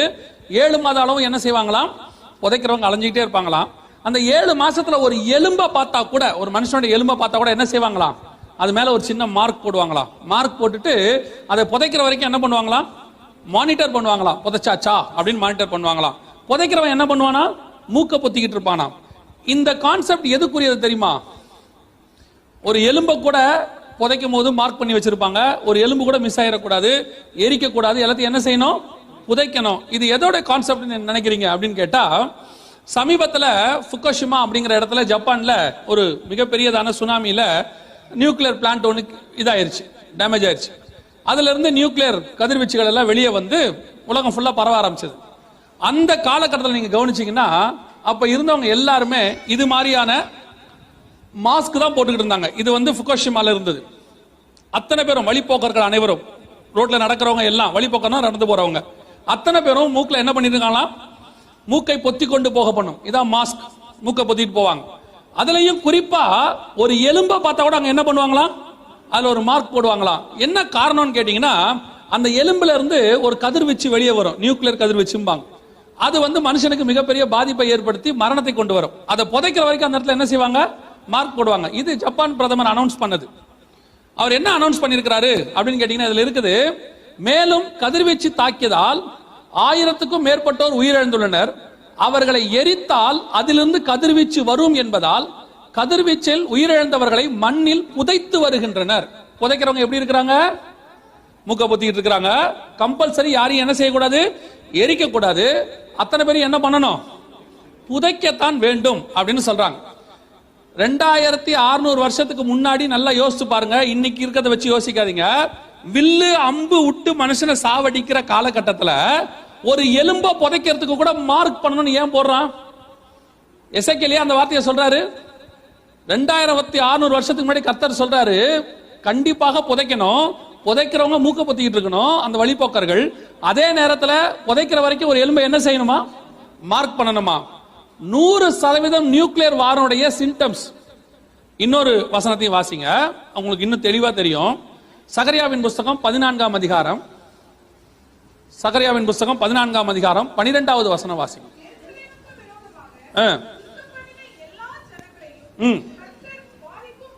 கர்த்தர் வாதிக்கும் வாதையாவது, நல்ல கவனிங்க, அவர்கள் காலூன்றி நிற்கையில் அவருடைய சதை அழிந்து போகும், அவர்கள் தங்கள் கண்கள் குழியிலேயே கெட்டு போகும். இது எப்படி நடக்கும்? அவர்கள் காலூன்றி நிற்கையில் சதை அழுகி போகும், கண்கள் குழியிலேயே கெட்டு போகும், அவர்கள் நாவு வாயிலேயே அழுகி போகும். இங்க வரத்துக்கு முன்னாடி போன வாரம் இன்னொரு நாட்டில் ஊழியத்துக்கு போயிருந்தோம், புரூனே நாட்டுக்கு. அங்க போயிருந்த போது அங்கே ஒருத்தரோட உட்கார்ந்து சில காரியங்கள் பேச வேண்டிய வாய்ப்பு வந்துச்சு. அப்ப இந்த வேத பகுதியை எடுத்து பேசிக்கிட்டு இருக்கும் போது, அவர் யாருன்னு கேட்டீங்கன்னா, ரேடியேஷன்ல இருக்கக்கூடியதான அந்த இதுல ஒர்க் பண்ணக்கூடியவர், அந்த அரசாங்கத்துல டிபார்ட்மெண்ட்ல இருக்கிறவர்.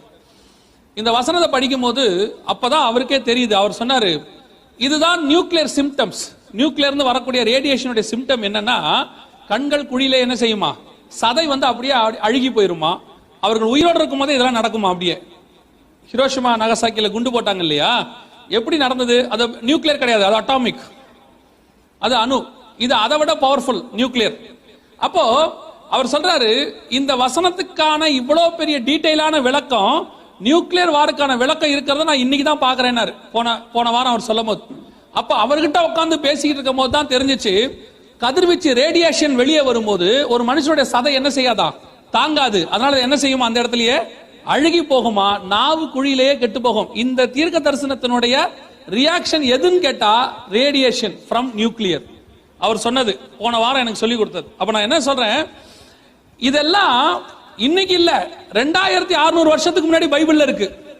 இன்னைக்கு உள்ளவங்க என்ன கேக்குறாங்க, ஓ இவ்வளவு மாடர்ன் டெக்னாலஜி வளர்ந்துருச்சு, இந்த காலத்துல போய் பைபிள்ன்றீங்களே. இன்னைக்கு உள்ள மாடர்ன் டெக்னாலஜி இல்ல, இதுக்கப்புறம் வரக்கூடிய குண்டுகளை பத்தியும் இதுக்கப்புறம் வரக்கூடிய ஏவுகணைகளை பத்தியும் பைபிள்ல இருக்கு. இன்னும் வரப்போறது எல்லாமே இருக்கு. 9ஆம் அதிகாரம் வெளிப்படுத்தின விசேஷம் 9ஆம் அதிகாரத்துல ஆண்டவர் ஒரு வெட்டுக்கிளியை பத்தி சொல்றார். நீங்க கவனிச்சிருப்பீங்கன்னு நினைக்கிறேன். 9ஆம் அதிகாரம் வெளிப்படுத்தின விசேஷத்துல ஒரு வெட்டுக்கிளி பறந்து வர கண்டேன். 9:7 வாசிங்க பார்ப்போம்.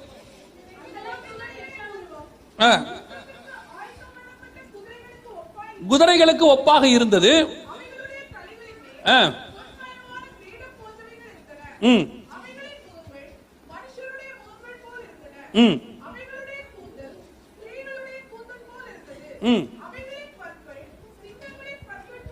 இந்த வசனத்தை நீங்க படிச்சு பாத்தீங்கன்னா, இப்படி ஒரு வெட்டுக்கிளியை உங்க லைஃப்ல நீங்க பார்க்க முடியாது. இப்படி இப்படி ஒரு வெற்றிகள் லைஃப்ல என்ன செய்ய முடியாது, பார்க்க முடியாது. குதிரைகளுக்கு ஒப்பாக யுத்தத்துக்கு, அதுல ரொம்ப கவனிக்க வேண்டிய வார்த்தை என்னன்னா இந்த ஒப்பாக, போல அப்படின்றத ரொம்ப முக்கியம். ஓமையா இருக்கு. அவர் என்ன சொல்ல வர்றாரு, பார்க்கறதுக்கு மனுஷ முகம் மாதிரியே இருக்கு. வெட்டுக்கிளியோட முகம் எப்படி இருக்குது பார்க்கறதுக்கு, மனுஷ முகம் மாதிரி இருக்கு. தலையில முடி பறக்குது. எப்படி பறக்குது, பெண்களுக்கு முடி பறக்கிற மாதிரி, அந்த காலத்துல முடி பறக்கிற மாதிரி என்ன செய்யுது, பறந்து இருக்குது. அப்புறம் பல்லு எப்படி இருக்குதான், சிங்கத்தின் பல்லை போல. இப்போ 2004 வார் ஹெலிகாப்டர்னு ஒன்று கண்டுபிடிச்சாங்க. நீங்க போயிட்டு அப்புறமா பாருங்க, இது எனக்கு இன்னொரு பவர் பாயிண்ட்ல இருக்கு, நான் போய் மாத்தறதுக்கு நேரம் இல்லை. டாப் 10 வார் ஹெலிகாப்டர்ஸ் போட்டு பாருங்க. ஒரு வார் ஹெலிகாப்டர் கொண்டு வந்திருக்கிறான், லிட்டரலா அப்படியே மனுஷ முகத்தோட, 2 கண்ணு, ஒரு பெரிய மூக்கு எல்லாம் இருக்கும். ஆனா பாத்தீங்கன்னா அது எப்படி இருக்கும்னா முழுக்க முழுக்க டெக்னாலஜி. அது எப்படி பறக்கிறத தூரத்துல போட்டோ இருக்கும், பாத்தீங்கன்னா வெட்டுக்கிளி பறக்கிற மாதிரியே இருக்கும் தூரத்துல பாத்தீங்கன்னா ரேடார்ல. அந்த பறக்கிற இந்த காரியத்தை தான் 9:7 சொல்லப்பட்ட காரியத்தை தான் யோவான் என்னைக்கு பார்த்திருக்கிறாரு, பத்முத்தியில உட்கார்ந்து பார்த்திருக்கிறாரு. அது என்னென்ன செய்யும், அதுலயும் ரொம்ப பர்டிகுலரா நீங்க அந்த 9ஆம் அதிகாரம் 4வது வசனத்தை வாசிச்சீங்கன்னா, புல்லையும் எந்த மரத்தையும் சேதப்படுத்தாமல்,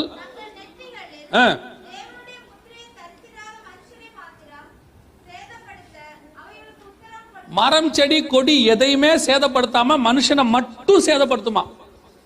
என்னன்னு கேட்டீங்கன்னா, நீங்க ஒருவேளை நிறைய பேர் செய்தி எழுதுறீங்க, முடிஞ்சா நீங்க போய் இதெல்லாம் போய் பாருங்க. நான் சொல்றதெல்லாம் 863 நானோ டெக்னாலஜின்னு பேரு. ஒரு குண்டு சைனா கண்டுபிடிச்சிருக்கு. அந்த குண்டோடைய ஸ்பெஷாலிட்டி என்னன்னா, ஒரு ஏரியால கொண்டு போய் போட்டீங்கன்னா அதுல இருந்து கதிர்வீச்சு வரும். மரம் செடி கொடி எதுவுமே எரியாது அந்த குண்டுல. அதை சுவாசிக்கிற மனுஷன் மட்டும் செத்து போவான், அதுவும் சாக மாட்டான். அவனுக்கு பயாலஜிக்கல் வெப்பன் அதுக்கு பேரு. அது என்ன செய்யும், சுவாசிக்கிறவனோட லங்ஸை பாதிக்கும். லங்ஸை பாதிச்சு ரத்த வாந்தி எடுக்க வைக்கும். கொஞ்சம் கொஞ்சமா அவன் வாழ்க்கை என்ன செய்யும், முடிஞ்சு போகும். 863 நானோ டெக்னாலஜின்னு பேர் அதற்கு. ரஷ்யா சைனா கண்டுபிடிச்சிருக்கிற குண்டு.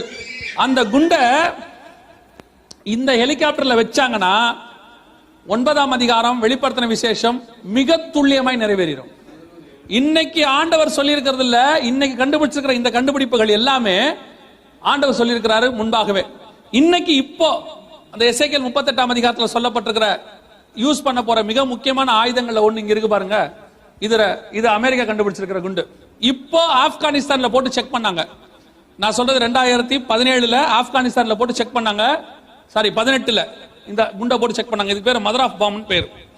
எப்படி, என்ன இதோட பவர் அப்படின்னு கேட்டீங்கன்னா, ஹிரோஷிமா நாகசாக்கில ஒரு குண்டு போட்டாங்கல்ல, ஹிரோஷிமா, அதை விட 20,000 மடங்கு சக்தி வாய்ந்தது. இங்க இருக்கு பாருங்க அந்த ஆரஞ்சு கலர், 20,000 மடங்கு. ஆனா இது வந்து நான் நியூக்ளியர். இப்ப போட்டு செக் பண்ணது, இதுலயே நியூக்ளியரும் இருக்கு. நான் நியூக்ளியர்னா சாதாரண நம்ம போடுற குண்டு, நியூக்ளியர்னா அணு ஆயுதம். அதுல இதுல வந்து 20,000 மடங்கு சக்தி. அப்படின்னா யோசிச்சு பாருங்க, ஒரு குண்டு போட்டதுக்கே ஒரு நகரம் காலியா போச்சு. எப்போ, 1943. இப்போ 20,000 மடங்கு சக்தி வாய்ந்தது. அப்படின்னா இந்த குண்டு எப்படி இருக்கும், இந்த மாதிரி 16,000 குண்டு இருக்குதான். ஒரு ஐநா சபையினுடைய ஆயுத வல்லுநர் ஒருத்தர் சொல்றாரு, அவருடைய அறிக்கையில கொடுத்திருக்கிறார், இப்ப இருக்கிற குண்டுகளை வைத்து இந்த பூமியை 400 தடவை எரிக்கலாமா. எத்தனை தடவை, 400 தடவை எரிக்கலாமா. அவ்வளவு குண்டுகள் இன்னைக்கு ரெடியா வச்சிருக்குதான் எல்லா நாடும். இது அமெரிக்காவுடைய குண்டு. பக்கத்துல ஒரு பச்சை கலர்ல இருக்கு பாருங்க, அதுக்கு பேரு ஃபாதர் ஆஃப் த பாம்னு பேரு. எல்லாமே ஃபேமிலியா இருக்கு பாருங்க. இது மதர் ஆஃப் த பாம்னு பேரு, அதுக்கு பேரு ஃபாதர். அதோட ஸ்பெஷாலிட்டி என்ன தெரியுமா, அது அவ்வளவு பெருசு இல்ல. இது இருக்கு பாருங்க, இதை விட 4 மடங்கு தான் பெருசு. அது அப்படின்னா எவ்வளவு, 80,000 மடங்கு சக்தி வாய்ந்தது ஹிரோஷிமா நாகசாக்கில போட்டது. இந்த குண்டோட ஸ்பெஷாலிட்டி என்னன்னு கேட்டீங்கன்னா, காத்துல இந்த வாட்டர் மாலிகுல்ஸ் சொல்லுவாங்க, ஈரப்பதம், அந்த ஈரப்பதத்திலே கலந்து ஸ்ப்ரெட் ஆகும். ஸ்ப்ரெட் ஆகும் போது யாரெல்லாம் சுவாசிக்கிறோன்னா அந்த ஏரியாவே ஃபிராக்ஷன் ஆஃப் த செகண்ட் செத்து போயிடுவாங்க. சுவாசிச்ச உடனே செத்து போயிடுவாங்க. இது அதோட ஸ்பெஷாலிட்டி. அதோட இதெல்லாம் எழுதியிருப்பாங்க. நீங்க போய் விக்கிபீடியால பாத்தீங்கன்னா அதை பத்தின தன்மைகள்லாம் எழுதியிருப்பாங்க. அவ்வளவு மோசமான குண்டுகள் இருக்கு. அதனாலதான் பைபிள் சொல்லுது, கடைசி காலத்துல ஒரு எலும்பு கண்டா கூட என்ன செய்வானா, புதைக்கிற வரைக்கும் விட மாட்டேன். ஏன்னா அந்த எலும்பை ஒருவேளை யாராவது நெருப்புல போட்டானா அந்த ஊர் காணாம போயிடும். ஏன்னா அதுல இருந்து அவ்வளவு கதிர்வீச்சு என்ன செய்யுமா, வருமா. எவ்வளவு பேர் சாவாங்கன்னு நினைக்கிறீங்க, வாசிங்களேன்.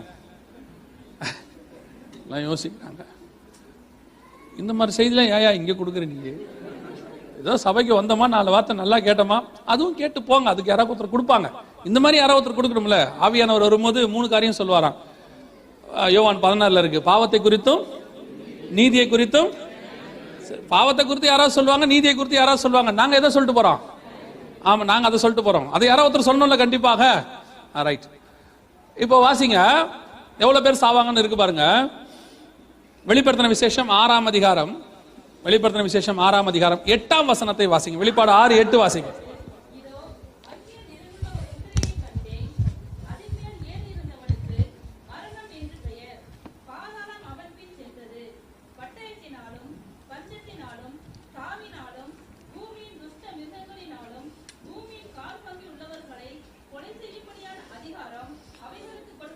வருகைக்கு முன்னாடி நடக்கணும். இது 6ஆம் அதிகாரம் 8ஆம் வசனம் வருகைக்கு முன்னாடி நடக்கிறது. எவ்வளவு பேர் சாகணுமா? பூமியில் உள்ளவர்களில் இனி கணக்கு எவ்வளவு நினைக்கிறீங்க? 200 கோடி பேர் சாகணும். பைபிள் தான் சொல்லியிருக்கு, நம்ம சொல்லல. இன்னைக்கு இருக்கிற குண்டும் அப்படித்தான் இருக்கு. நீங்க என்ன நினைப்பீங்கன்னா, குண்டு போட்டா இவ்வளவு பேர் சாவாங்களான்னு. நான் என்ன சொல்லுவேன்னா, இவ்வளவு பேர் சாவணுன்றதுக்கு தான் குண்டே கண்டுபிடிச்சிருக்கேன். ஆப்போசிட்டா யோசிக்கணும். பைபிள் சொல்லியிருக்கு கடைசி காலத்துல எவ்வளவு பேர் சாவாங்க? 200 கோடி பேர். இப்ப அதுக்கான தீர்க்கதரிசனம் நிறைவேறணும்னா அதுக்கான காரியம் நடக்கணும்ல.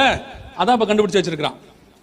பூமியில் உள்ள 200 கோடி பேர் சாகத்தக்கதாக மிகப்பெரிய அளவுல இந்த நியூக்ளியர் வார் என்பது எசேக்கியேலியுமே சொல்லப்பட்டிருக்கு. வாசிங்க 38:22 வாசிங்க. எசேக்கியேல் 38:22 வாசிங்க.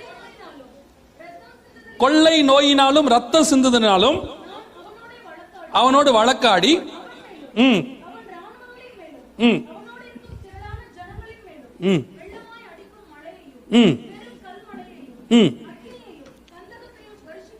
அதற்கு பாருங்க, அக்னியையும் கந்தகத்தையும் வர்ஷிக்க பண்ணுவேன். கொள்ளை நோயினாலும் ரத்தம் சிந்தினாலும் அவனோடு கூட என்ன செய்ய போறேன்? வழக்காட போறேன். அவனோடு இருக்கிறவங்க இருக்குல்ல, அவங்கள பத்தி பின்னாடி பார்ப்போம். ஏற்கனவே ஈரானை பார்த்துட்டோம், ஏற்கனவே அப்புறம் துருக்கியை பார்த்துட்டோம், மங்கோலியாவை பார்த்துருக்கிறோம், சைனாவை பார்த்துருக்கோம், எல்லாம் பார்த்துருக்கிறோம். இவங்கெல்லாம் என்ன அனுபவிக்க போறாங்கன்றத இந்த எசேக்கியேல் 38:22 இருக்கு. இன்னொரு முக்கியமான நாடு இருக்கு, அதை பத்தி நான் உங்களுக்கு பின்னாடி சொல்றேன். சரியா? அதை சொல்லித்தான் முடிப்போம். அப்போ இவர்களுக்கு ஏற்படக்கூடியது என்ன அப்படின்னு கேட்டீங்கன்னா, ரத்தம் சிந்துதலும் கொள்ளை நோயும் அக்கினியும் கந்தகமும். இன்னைக்கு இருக்கக்கூடிய நியூக்ளியருடைய மூலக்கூறுகள் இதுதான். இதுல இருக்கக்கூடிய கர்த்தர் சொன்னபடி யுரேனியம் என்ரிச்மெண்ட் கேள்விப்பட்டிருக்கீங்களா? யுரேனியம் என்ரிச்மெண்ட் பண்ணா அக்னி கந்தகம் தான் வரும். அதுதான் அவங்க பண்ணக்கூடாதுன்னு சொல்லுவாங்க. இப்போ எல்லா நாடுகளும் பண்ண ஆரம்பிச்சிருச்சு. இப்போ பைபிள் படி இந்த யுத்தம் முடியும் போது பூமியில் எவ்வளவு பேர் செத்துருக்கணும்? 1/4 பங்கில் உள்ளவர்கள் கொலை செய்யும்படி அதற்கு அதிகாரம் கொடுக்கப்பட்டது. நியூக்ளியர் வாருக்கான எல்லா முகாந்தரமும் தயாராக இருக்கிறது, கர்த்தர் சொன்னது. ரெண்டாவது, இந்த வார்ல யூஸ் பண்ற வெப்பன்ஸ் பத்தி கர்த்தர் சொல்லியிருக்கிறார் பாருங்களேன். வாசிங்க 39ஆம் அதிகாரம், எசேக்கியேல் 39ஆம் அதிகாரம் 9வது வசனம் வாசிங்க.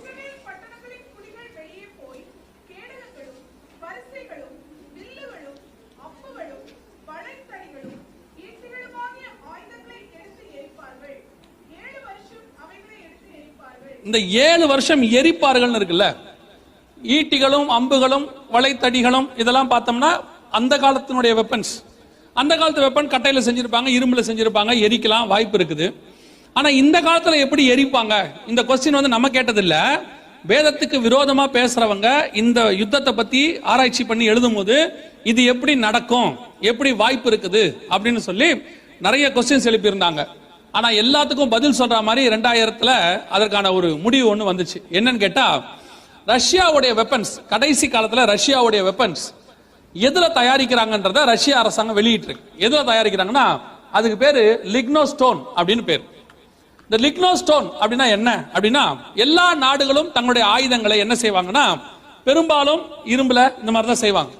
இந்த ரஷ்யா மாத்திரம் தன்னுடைய ஆயுதங்களை, மிக முக்கியமான ஆயுதங்கள் எல்லாவற்றையும் லிக்னோஸ்டோன் அப்படிங்கறதான ஒரு மெட்டீரியல் செய்யுது. அந்த லிக்னோஸ்டோன்னா என்ன அப்படின்னா, அது மெட்டல் கிடையாது, உட். டென்மார்க்ல செய்யக்கூடியதான ஒரு கட்டை. இந்த கட்டை எப்படி இருக்கும்னு கேட்டீங்கன்னா, சாதாரண மரத்தை 6 தடவை கம்ப்ரஸ் பண்ணா எப்படி இருக்கும் அந்த அளவுக்கு சக்தி வாய்ந்தது. அதே நேரத்தில் இரும்பை விட 7ல் 1 பங்கு தான் வெயிட். ஒரு துப்பாக்கியை தூக்கும் போது எவ்வளவு வெயிட் இருக்கோ அதுல 7ல் 1 மடங்கு தான் வெயிட் இருக்கும். அதே நேரத்தில் ஒரு துப்பாக்கியை செய்யறதுக்கு எவ்வளவு அடர்த்தி வேணுமோ அதை விட 6 மடங்கு அடர்த்தி இருக்கும். அந்த அளவுக்கு ஸ்ட்ராங்கா இருக்கும், வெயிட் குறைவா இருக்கும். ஏன் ரஷ்யா இதை செஞ்சிச்சுன்னா, அவங்க ஊர் எப்பவுமே 9 மாசத்துல 10 மாசம் பனி பெய்யும், -52 டிகிரி -40 டிகிரி செல்சியஸ்ல போகும். அதனால அந்த கிளைமேட்டுக்கு ஏத்த வெப்பன் செய்யணும்னு சொல்லி ரொம்ப வருஷம் ஆராய்ச்சி பண்ணி இந்த வெப்பனை செஞ்சிருக்காங்க. இது அவங்க செஞ்ச டேங்க், இது அதுல செஞ்ச கப்பல், எல்லாமே லிக்னோ ஸ்டோன்ல செஞ்சது. இந்த வார்த்தையெல்லாம் நீங்க போயிட்டு நெட்ல போட்டு பாருங்க, ரஷ்யாவுடைய வெப்பன்ஸ் போட்டு பாருங்க. லிக்னோ ஸ்டோனுங்கிற வெப்பனை இன்னைக்கு ரஷ்யா எல்லாத்தையும் செய்யுது. இந்த லிக்னோ ஸ்டோன்ல கப்பல்லாம் செஞ்சிருக்காங்க, எல்லாமே செஞ்சிருக்காங்க. ரஷ்யாவுடைய ஆயுதங்கள், அதுலயும் பெரிய விஷயம் என்னன்னா, எத்தனை வருஷம் எரிப்பாங்க? 7 வருஷம் எரிப்பாங்க. 2018, 19 இந்த 2 வருஷத்துல உலகத்துல அதிகமா ஆயுதம் தயாரித்த நாடு எது அப்படின்னு பாத்தீங்கன்னா ரஷ்யா தான் தயாரிச்சு. இந்த 2 வருஷத்துல அதிகமா ஆயுதம் தயாரிச்ச நாடு ரஷ்யா.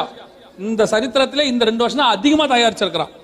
ஐநா சபையில கூப்பிட்டு கேட்டாங்க, இவ்வளவு ஆயுதங்கள் நீங்க எதுக்கு தயாரிச்சிருக்கிறீங்க, எதுக்கு இவ்வளவுன்னா அவன் ஒரே வார்த்தை சொன்னான், உள்நாட்டு பாதுகாப்புக்குன்னு முடிச்சிட்டான்.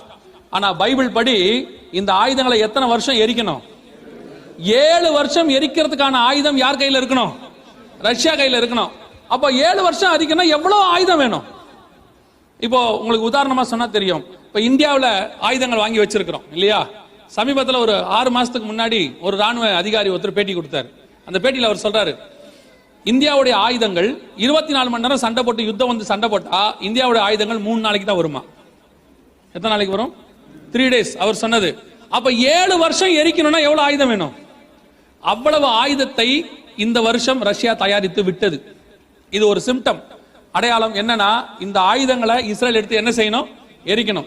அதை விட இன்னும் மிக முக்கியமான விஷயம், இந்த நியூக்ளியர் வெப்பன்ஸ் சொல்றோம் இல்லையா, அணு ஆயுதங்கள். இந்த ஆயுதத்தில் இருக்கக்கூடியதான அணு உலைகளை எடுத்துக்கொண்டாலே முழுக்க முழுக்க அது எரிக்கும் தன்மை வாய்ந்தது. அதை வச்சுதான் நம்ம இப்ப என்ன செய்யறோம்? கூடங்குளம் அனல்மின் நிலையம், அணுமின் நிலையம் எல்லாமே செய்யறோமே. இதெல்லாம் எரிக்கிறதுக்கு என்ன வேணும்? அணு. அந்த அணுவுக்கு தேவையான எல்லாம் 7 வருஷம் எரிக்கிறதுக்கு தேவையான எல்லாமே எங்க இருக்கு? இப்ப ரஷ்யாவுடைய வெப்பன்ஸ்குள்ள இருக்கு. கர்த்தர் சொன்னபடி கடைசி காலத்துல எரிப்பதற்கான எல்லா வேலையும் செய்வதற்கு ரஷ்யா தயாராகி விட்டது. இப்ப நம்ம கண்ணுக்கு முன்னாடி எல்லாம் நடைபெற தொடங்கி விட்டது.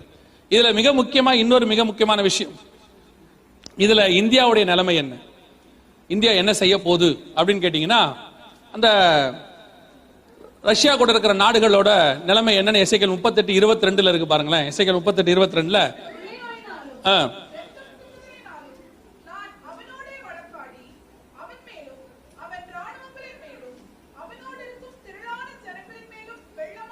அவனோடு இருக்கிற திரளான ஜனங்கள் மேலும் வெள்ளமாய் அடிக்கும் மழையையும் பெரும் கல்மழையையும் அக்கினியையும் கந்தகத்தையும்.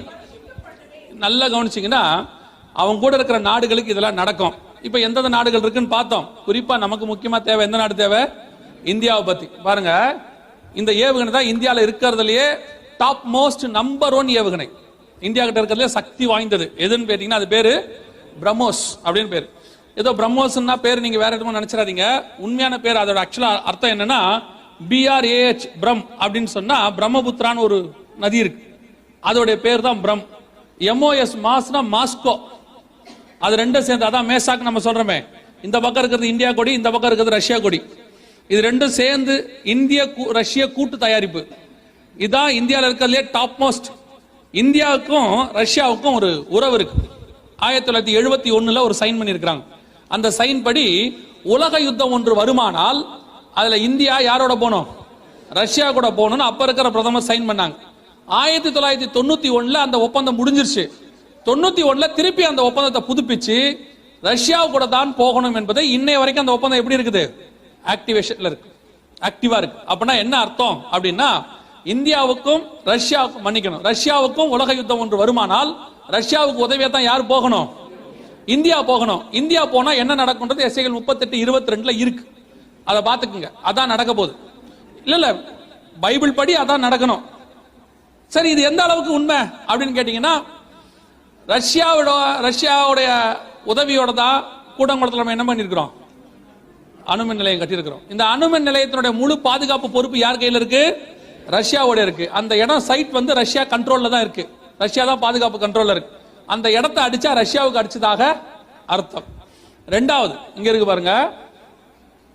இப்போ இது நான் சொல்றது இந்த மாசம் ஜூலை லாஸ்ட்ல ரஷ்யாவிடமிருந்து 37,000 கோடி ரூபாய்க்கு பாதுகாப்பு தளவாடம் வாங்கியிருக்கிறாங்க. 2020 ஆண்டுக்குள் தளவாடங்களை ரஷ்யா வழங்கும். அமெரிக்காவோட ஒரு ஒப்பந்தம் கூட இந்தியாவில் பண்ண முடியாது. ஆனா 36,000 கோடிக்கு வாங்கிட்டு இருக்கிறாங்க ஆயுதங்கள். ரஷ்யா கொடுத்திருக்குது, இன்னும் வாங்கிட்டு இருக்கிறாங்க.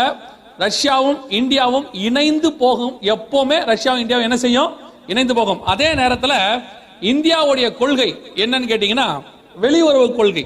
இந்தியாவுடைய வெளியுறவு கொள்கை முழுக்க முழுக்க யாருக்கு அகைன்ஸ்ட் ஆனது அப்படின்னு கேட்டீங்கன்னா இஸ்ரேலுக்கு அகைன்ஸ்ட் ஆனது. உங்களுக்கு தெரியும் நினைக்கிறேன், இந்த இந்தியா விடுதலை ஆகி இந்த 70 ஆண்டு காலத்துல இஸ்ரேலுக்கு போன ஒரே பிரதமர் இப்ப இருக்க பிரதமர் மட்டும்தான். அதுக்கு முன்னாடி ஒரு பிரதமர் கூட எங்க போனது கிடையாது, இஸ்ரேலுக்கு போனது இல்ல. ஏன்னா இந்தியாவுடைய கொள்கை இஸ்ரேலுக்கு அகைன்ஸ்ட், பாலஸ்தீனத்துக்கு ஆதரவான கொள்கை அவங்க எடுத்திருக்கிறாங்க. 1970களில் பாலஸ்தீனத்துக்கு ஆதரவாக இந்தியா எடுத்த ஒரு முடிவு தான், இந்தியாவில் இருந்த அத்தனை யூதர்களும் என்ன செய்யணும்? வெளியேறிடணும், இஸ்ரேலுக்கு போயிடணும். ஒரு யூதர்களோட எங்க இருக்கக்கூடாது? இந்தியாவில் இருக்கக்கூடாது. இந்த சட்டம் இந்தியா 1970 போடுது. ஆனா இப்படி ஒரு சட்டம் வரும்னு பைபிள் சொல்லுது. அந்த எசேக்கியேல் 38:39 வாசிங்க. 39:28 வாசிங்க. நான் தங்களில் ஒருவரையும் அங்கே அப்புறம் வைக்காமல்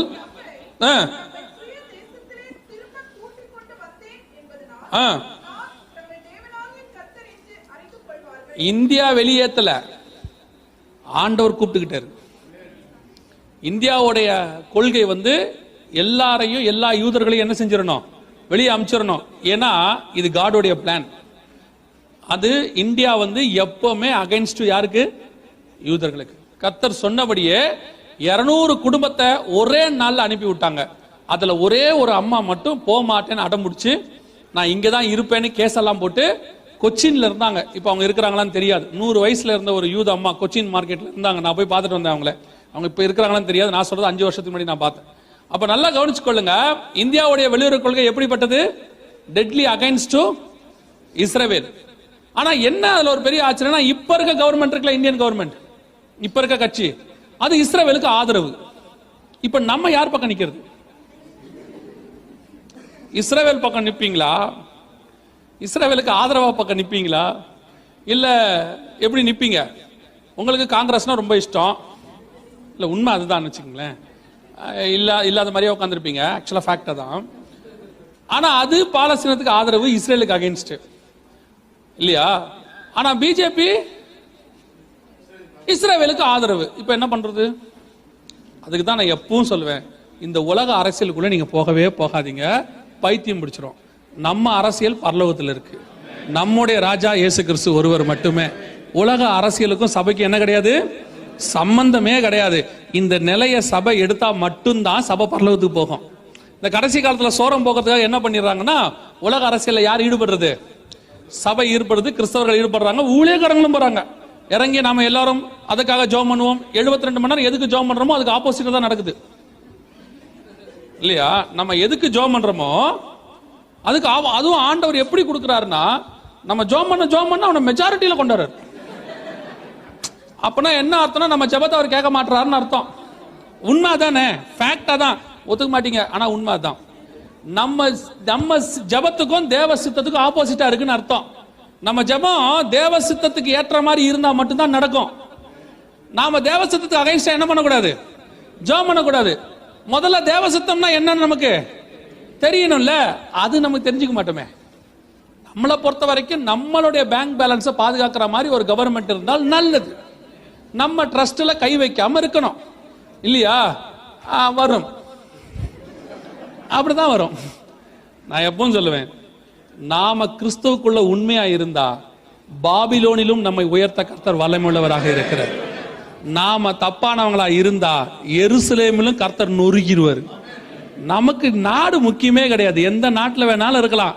இந்த நாட்டிலையும் கர்த்தர் உங்களை உயர்த்துவாரு, இந்தியாலையும் கீழே அனுப்புவாரு, இந்தியாலையும் உயர்த்துவாரு, இங்கேயும் கீழே அனுப்புவாரு. கர்த்தரால் கூடாத காரியம் ஒன்றும் இல்லை. எகிப்துல வைத்து யோசேப்பை ராஜாவாக மாற்ற அவரால் முடியும். பாபிலோனில் இருக்கிற நேபுகாத்நேச்சரை புல்லுமைய வைக்கவும் அவரால் முடியும். தேவனால் கூடாத காரியம் ஒன்றுமில்லை. கிறிஸ்தவர்கள், குறிப்பாக சபை, குறிப்பாக தேவ ஊழியர்கள் எந்த அரசியலிலும் ஈடுபடாதீங்க. நமக்கு ஒரே ஒரு ராஜா தான் உண்டு, அவர் ஆண்டவராகிய இயேசு கிறிஸ்து. வெளிப்படுத்தின விசேஷம் 1:6 சொல்லுது, பூமியின் ராஜாக்களுக்கு அவர் யாரா இருக்கிறாரு? அதிபதியாக இருக்கிறார். என்னைக்கு சபை இந்த விஷனை விட்டுட்டு உலக விஷனுக்கு நேரா திரும்பிச்சு, இயேசு தெளிவா சொல்றாரு, என்னுடைய ராஜ்யம் இந்த பூமிக்குரியது. உடனே எல்லாரும் சொல்றாங்க, ஆண்டவர் தானே தேசத்தின் சேமத்துக்காக ஜெபம் பண்ண சொன்னாரு. ஆண்டவர் தேசத்தின் சேமத்துக்கு தான் ஜெபம் பண்ண சொன்னார், தேசத்தின் ராஜாவுக்கு ஜெபம் பண்ண சொல்ல. ஏன்னா ராஜாக்களை தள்ளி ராஜாக்களை உருவாக்குறது யார் வேலை? அவர் வேலை. அவருடைய அப்பாயின்மெண்ட் ஆர்டர் நீங்க வாங்காதீங்க. அவர் யார் அப்பாயின்ட் பண்றாரோ பண்ணிட்டு போட்டோம், எவன் வேணா வரட்டும். தேவ ஜனங்களுக்கு கையை உயர்த்தினா கர்த்தர் கையை உடைப்பார். தேவ ஜனங்களுக்கு விரோதமாக ஒரு அரசாங்கம் உலகத்துல வாழ்ந்ததாக சரித்திரமே கிடையாது. இப்ப நான் சொல்லல, பார்வோன் காலத்துல இருந்து அதான் நடந்துகிட்டு இருக்கு. பார்வோனுக்கே அதுதானா? இவங்க எல்லாம் எம்மாத்திரம் இல்லையா? அவ்வளோ ரதம் வச்சிருந்த பார்வோனுக்கே அம்மாத்திரம். இதெல்லாம் இருக்கிறதுல சும்மா. நீங்க தேவ ஜனங்கள் இதெல்லாம் போய் என்ன செய்யாதீங்க, ஈடுபடாதீங்க. நமக்கு அதுக்கும் எந்த விதமான சம்பந்தம் இல்லை. ஓட்டு போடணும்னா போய் போடுங்க, ஒரு தப்பும் இல்லை. உங்களுக்கு மட்டும் போட்டுட்டு வந்துருங்க, அவ்வளவுதான். மற்றபடி உங்களுக்கு அதுக்கு என்ன செய்யக்கூடாது. அதனுடைய விளைவு தான் நான் சொல்றேன். கடைசி காலத்துல இந்திய அரசாங்கம் யார் பக்கம் போவோம் யார் பக்கம் போகக்கூடாதுன்னு தெரியாது. ஆனா ஒண்ணு மட்டும் நிஜம், இஸ்ரேலுக்கு எதிராக போகாமல் இருப்பது நல்லது. இஸ்ரேலுக்கு எதிராக போனால் 38:22 கர்த்தர் சொன்னது நடக்கும். உங்களுக்கு இந்தியாவுடைய இன்னைக்கு சிச்சுவேஷன் தெரியுமான்னு எனக்கு தெரியல. இந்தியாவுடைய ஒரு பக்கம் சைனாவுடைய ஆர்மி நிக்குது, இன்னொரு பக்கம் பாகிஸ்தான் ஆர்மி நிக்குது. உடனே நீங்க நினைப்பீங்க, நாகர்கோயில்காரங்களாம் நினைப்பாங்க, கன்னியாகுமரி சேஃபா இருக்கு, நம்ம என்ன செஞ்சிடலாம். இந்த பக்கம் தான் நமக்கு பிரச்சனை, பாகிஸ்தான் சீனாலாம். நம்ம எங்க போயிடுவோம்? நாகர்கோயில் பக்கம் போயிட்டோம்னா நாங்க தான் அப்பயே சொன்னோம்லா நாகர்கோயில் எவ்வளவு சேஃப்னு அப்படின்னு. நீங்க இல்ல சொல்ல வாய்ப்பு இருக்குன்னு வச்சுங்களேன். நீங்க யாரும் தப்பா பேசாதீங்க, நான் கன்னியாகுமரி ரொம்ப இஷ்டம் எனக்கு. நான் அந்த ஊருக்காரன் இல்லை, ஆனா ரொம்ப இஷ்டம் எனக்கு. கவனிங்க, எதுக்கு இதை சொல்ல வந்தேன்னா, ஸ்ரீலங்காவுடைய திரிகோணமலை துறைமுகத்தை சைனா 99 வருஷத்துக்கு குத்தகைக்கு எடுத்திருக்கு. 10 நிமிஷம் ஃபர்ஸ்ட் கன்னியாகுமரி தான். நிஜம், 10 நிமிஷம் தான். சைனாவுடைய கப்பல் இப்ப அங்க இருக்கு. இன்னைக்கு நிலைமைக்கு அதனால தான் சென்ட்ரல் கவர்மெண்ட் என்ன செய்யுதுன்னா, கன்னியாகுமரி பக்கம் ராணுவ தளவாடத்தை கொண்டு வந்து நிறுத்தணும்னு இடம் ஒன்று செலக்ட் பண்ணி எல்லாம் பண்ணியிருக்காங்க. நம்ம ஆட்கள் அதுக்கு ஒத்துக்க மாட்டேங்கிறாங்க. நீங்க ஒத்துக்கிட்டாலும் ஒத்துக்காவிட்டாலும் உத தான், அதை மாற்றவே முடியாது. உங்களுக்கு தெரியும் தானே, செகண்ட் வேர்ல்டு வார்ல பாதிக்கப்பட்ட ஒரே சிட்டி சென்னை மட்டும்தான். எம்டன்ங்கிற பிரான்ஸ் கப்பல் அடிச்சது. அந்த பொறுப்பை இந்த வாட்டி நாங்கள் இந்த பக்கம் கொடுத்துட்டோம், சவுத் சைடுக்கு. அதனால என்னாச்சு? ஏன் முடிக்க சொல்றீங்களா? சரி, ரைட். கவனிங்க, இப்போ இந்தியாவுடைய நிலைமை இந்த நிலைமையில் தான் இருக்கு. சரி, கடைசியா ஒரு பாயிண்ட் மாத்திரம் நான் சொல்லிட்டு முடிக்கிறேன். இதற்கும் திருச்சபைக்கும் என்ன சம்பந்தம்? என்ன நடக்க போகுது? இந்த யுத்தத்துக்கும் திருச்சபைக்கும் என்ன சம்பந்தம்? அதை மாத்திரம் சொல்லிட்டு நம்ம ஜெபம் பண்ணி முடிக்க போகிறோம் 2ஆம் நாள் கூட்டத்தை. கவனிங்க, இது முதலாம் உலக யுத்தம் முடிவடையும் போது நடந்த ஒரு ஸ்டாட்டிஸ்டிக்ஸ், ஒரு காரியங்கள் கொடுத்திருக்கிறாங்க. என்ன அப்படின்னு கேட்டீங்கன்னா, இங்க இருக்கு பாருங்க, கில்ட் அண்ட் டைட், கொல்லப்பட்டு செத்தவர்களுடைய லிஸ்ட். எந்தெந்த நாட்டில் எவ்வளவு பேர் செத்தாங்க. ரஷ்யால 17 லட்சம் பேர், பிரிட்டிஷ் எம்பையர்ல 9 லட்சம் பேர், இப்படி செத்ததெல்லாம் கணக்கு இருக்கு. இது wounded, அடிப்பட்டவங்க லிஸ்ட். இங்க ஒரு லிஸ்ட் இருக்கு பாருங்க, இதான் ரொம்ப முக்கியம். Missing list. முதலாம் உலக யுத்தத்துல காணாமல் போனவர்கள் ஒரு குரூப் இருக்கு. காணாமல் போனதுன்னா என்ன அப்படின்னு கேட்டீங்கன்னா, இவங்களுடைய பாடி கிடைக்கல, செத்ததுக்கான எந்த அடையாளமும் கிடைக்கல. உயிரோட இருக்கிறதுக்கும் எந்த அடையாளம் இல்ல. உயிரோட இருக்கிறாங்கன்னா ஏதாவது ஒரு இடத்துல தெரியணும். செத்து போயிருந்தா அவங்களுடைய பாடியோ அவங்களுடைய உடைமைகளோ கிடைச்சிருக்கணும். எதுவுமே கிடைக்கல. இவங்களை பத்தின எந்த விதமான ஒரு தகவலும் இல்லை. அதனால இதுக்கு பேர் என்னது? Missing list. இதே மாதிரி செகண்ட் வேர்ல்டு வார், இதுலயும் செத்து போனவங்க அடிப்பட்டவங்க லிஸ்ட் எல்லாம் இருக்கு. அதே மாதிரி காணாமல் போனவங்க லிஸ்ட்னு ஒண்ணு இருக்கு. எந்தெந்த நாட்டுல எவ்வளவு பேர் காணாம போனாங்க. இந்த கணக்கு பாத்தீங்கன்னா, முதலாம் உலக யுத்தத்துல கிட்டத்தட்ட 3,74,00,000 பேரை காணும். சாரி, மன்னிக்கணும், 77 லட்சம் பேரை காணும். 2ஆம் உலக யுத்தத்துல ஒரு 59 லட்சம் பேரை காணும். நேதாஜி சுபாஷ் சந்திர போஸ் கேள்விப்பட்டிருக்கீங்களா? போன வருஷம் வரைக்கும் அவர் காணாமல் போன லிஸ்ட்ல தான் இருந்தாரு. இப்ப இந்த கவர்மெண்ட் வந்த பிறகுதான் அவரு இறந்துட்டாருன்னு டிக்ளேர் பண்ணாங்க. அது வரைக்கும் அவர் என்ன லிஸ்ட்ல இருந்தாரு? காணாமல் போயிட்டாருன்னா அவரை பத்தின எந்த இன்ஃபர்மேஷனும் கிடைக்கல. இப்போ மூன்றாம் உலக யுத்தம் நடக்கும்போது கர்த்தருடைய வருகை சம்பவிக்குமானால் உங்களை என்னையும் உலகம் எந்த லிஸ்ட்ல வைக்கும்? காணாமல் போன லிஸ்ட்ல வைக்கும். ஏன்னா நிறைய பேர் எப்படி சொல்றாங்கன்னா, இந்த ரகசிய வருகை வரும்போது உலகமே அல்லோகலப்படும், நிறைய பேரை காணும்னு சொல்லி டிவில போடுவாங்க. அப்படிலாம் வராது. நல்லா தெரிஞ்சுக்கொள்ளுங்க, அந்த மாதிரிலாம் என்ன செய்யாது, வராது. ஏன் வராது அப்படின்னா, வருகை வந்துருச்சுன்னு உலகத்துக்கு தெரிஞ்சா அதுக்கப்புறம் அந்தி கிறிஸ்து இவன் தான் உலகத்துக்கு என்ன செஞ்சிடும்? மக்கள் ரெடி ஆயிருவாங்க. அன்னில இருந்து 7 வருஷம் தானே பாத்துக்கலாம், ரெடி ஆயிருவாங்க. வசனம் தெளிவா சொல்லுது, கர்த்தருடைய நாள் எப்படி இருக்குமா? இரவிலே திருடன் வருகிற விதமாய் வரும், மணவாளன் நினையாத நாளிகையிலே வருவார் அப்படின்னு இருக்கு. அப்ப கர்த்தருடைய வருகை சம்பவிக்கிறது உலகத்துக்கு என்ன செய்யாது, தெரியாது. வந்துட்டு போய் கொஞ்ச நாளைக்கு பிறகுதான். இன்னும் கொஞ்சம் நல்லா கவனிச்சீங்கன்னா, வரப்போற அந்தி கிறிஸ்து அவங்க என்ன நினைக்கிறாங்க? மேசியான்னு நினைக்கிறாங்க. அப்படின்னா கர்த்தருடைய வருகை வரது கண்டிப்பா உலகத்துக்கு என்ன செய்யாது. அதனாலதான் நமக்கு முன்னாடி உள்ள பரிசுத்தவான்கள், போன ஜெனரேஷன்ல உள்ளவங்க, அதுக்கு ஒரு பேர் வச்சாங்க, ரகசிய வருகை அப்படின்னு. இப்ப இருக்கிறவங்க எல்லாம் நிறைய பைபிள் காலேஜ் படிச்சுட்டு வராங்க தானே, படிச்சவங்க தப்பா சொல்லல, இந்த பைபிள் காலேஜ் படிச்சுட்டு வராங்க தானே. இவங்களுக்கு முன்னாடி ஒரு ஜெனரேஷன் இருந்ததுல, அவங்க எல்லாம் பைபிள் காலேஜ் போல, ஆனா ஆவியானவராலே நடத்தப்பட்டார்கள். நான் எப்பவும் சொல்லுவேன், இந்த பைபிள் காலேஜ் படிச்சவனை விட ஆவியில நடத்தப்படுகிறவன் தான் ரொம்ப முக்கியம். அவன் தான் பரலோகத்தினுடைய திட்டத்தை கரெக்டா சொல்லுவான். இவங்க திட்டம் வேறன்னு வச்சுக்கோங்களேன். அப்ப இவங்க எல்லாம் இன்னைக்கு வந்துட்டு ரகசிய வருகை என்கிற வார்த்தை இருக்கிறதா பைபிள்லன்னு கேக்குறாங்க. இல்ல, பல்லு விளக்குன்னு கூட இல்ல. பைபிள்ல எங்கேயாவது பல்லு விளக்குன்னு இருக்கா? விளக்குறோம் இல்ல, அந்த அறிவு இருக்குல்ல. ஏன் பரிசுத்தவான்கள் ரகசிய வருகைன்னு பேர் வச்சாங்கன்னா, பகிரங்க வருகைக்கு வித்தியாசத்தை உண்டாக்குறதுக்காக, ஜனங்களுக்கு தெரியப்படுத்துறதுக்காக என்ன வச்சாங்க. உடனே அவங்களை எல்லாரும் கிண்டல் பண்றான். அந்த காலத்துல அவங்க தப்பா சொல்லியிருக்காங்க, ரகசிய வருகை என்ற வார்த்தை இருக்கிறதா அப்படின்னா எடுத்துக்கொள்ளப்படுதல்னு ஒரு வார்த்தை இருக்கு 1 தெசலோனிக்கேயர் 4:16. அப்ப நல்லா கவனிச்சுக்கொள்ளுங்க, இந்த ரகசிய வருகை சபை எடுத்துக்கொள்ளப்படும் போது உலகத்துக்கு என்ன செய்யாது, தெரியாது. எப்படி தெரியாது? மூன்றாம் உலக யுத்தம் உச்சத்துல நடக்கும் போது பல நேரங்களில் சேட்டிலைட்ஸ் வேலை செய்யாது, உலகம் முழுக்க அந்தகாரப்பட்டிருக்கும். அந்த காலத்துல அதுக்கு நடுவுல 200 கோடி பேர் மரணம் சம்பவிக்கக்கூடிய அளவில் இருக்கக்கூடிய நாட்கள்ல வருகையும் நடக்குமானால் உங்களை என்ன லிஸ்ட்ல வச்சிருவாங்க? சரி, ஒரு சிலர் இல்லைங்க இதே மாதிரி சம்பவம் நடக்கும் ஏற்கனவே அவங்க சொல்லிக்கிட்டு இருந்தாங்க, கண்டிப்பா காணாம போயிட்டாங்கன்னு சொல்றாங்கன்னு வச்சுக்கோங்களேன். வருகை தான் வந்துருச்சு அப்படின்னா, அன்னைக்கு இந்த கைவிடப்பட்டவன் இருப்பான்ல, அவன் 2-3 கேள்வி கேட்பான். முதல் கேள்வி, கிறிஸ்தவங்க மட்டும் காணாமல் போல, இந்த மிஸ்ஸிங் லிஸ்ட் ஒன்னு இருக்குல்ல, இதே மாதிரி மூன்றாம் உலக யுத்தத்துல மிஸ் ஆகிறவன் இருப்பான். இவன் வருகையில போக மாட்டான். நான் சொல்றது உங்களுக்கு புரியுதா? இவன் நார்மலா மிஸ் ஆவான். அப்ப இவனும் எந்த கணக்குல இருப்பான்?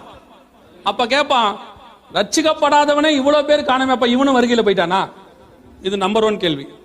நம்பர் 2 கேள்வி, சரி கிறிஸ்தவங்க எல்லாம் வருகையில போயிட்டாங்கன்னா பாதி பேருக்கு மேல இங்க இருக்கானே. அப்ப இவன் சொல்லுவான், வருகை எல்லாம் ஒண்ணும் வரல. ஏன்னா அவனே சொல்லிடுவான், வருகை வந்துச்சுன்னா அவன் கைவிடப்பட்டவன் ஆகி போயிடும். இப்ப அவன் கன்ஃபார்மா சொல்லுவான், என்ன வரல, வருகை வரல. இது 2வது.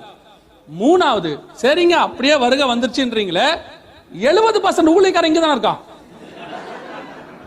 இல்லையா? தேங்காய் எண்ணெய் வித்தவன், கச்சி வித்தவன், 2500 ரூபாய் கொடுக்க 2500 பேர் கேட்கட்டவன் எல்லாம் இங்கதான் இருக்கான். இவன் போக மாட்டானே, சபையில காசு கேட்ட ஒரு வேலை எங்க போக மாட்டான், வருகையில போக மாட்டானே. இதோட பெரிய விஷயம் என்னன்னா, அப்ப அந்த போகாம இருக்காமல அவன் அற்புதம் செய்வான். இப்பவும் செய்வான், அப்பவும் செய்வான். அப்ப என்ன ஆகும்? ஆட்டோமேட்டிக்கா அவன் சொல்லுவான், அது எப்படி வருகை வந்துச்சுன்னு சொல்றீங்க? பாருங்கள், எங்கள் கையினால இயேசு கிறிஸ்து என்ன செய்கிறார்? அற்புதங்களை செய்கிறார். அந்த காலத்துல பிசாசுகள் அற்புதங்களை செய்யும். ஆட்டோமேட்டிக்கா வருகை வந்ததுங்கிறத ஒரு பையிலையும் ஒத்துக்க விடவே மாட்டாங்க. நீங்களும் நானும் வருகையில போகணுங்கிறத உலகத்தை நம்ப வைக்கவே முடியாது. ஆனால் உங்களை என்னையும் கர்த்தர் அழைத்து கொண்டு போகிறதுக்கு அது ஒரு வாய்ப்பு. அன்னைக்குதான் வருகை வரும்னு நான் சொல்லல, அது ஒரு வாய்ப்பு. அப்படி சம்பவிக்கும் போது உங்களை என்னையும் எந்த லிஸ்ட்ல வச்சிருவான்? காணாமல் போனவர் லிஸ்ட்ல வச்சிருவான். இன்னைக்கும் இந்த மூன்றாம் உலக யுத்தம் தான் நமக்கு மிக முக்கியமான அடையாளமாக இருக்கு. சரி, இது எந்த அளவுல இருக்கு நான் சொல்லிட்டு முடிக்கிறேன், நல்லா கவனிங்க. எந்த அளவுல இருக்கு அப்படின்னு கேட்டீங்கன்னா, இந்த மூன்றாம் உலக யுத்தம் 2018 கடைசியிலேயே ஆரம்பிச்சிருக்கணும். அப்பவே அதற்கான எல்லாமே தயாராகி விட்டது.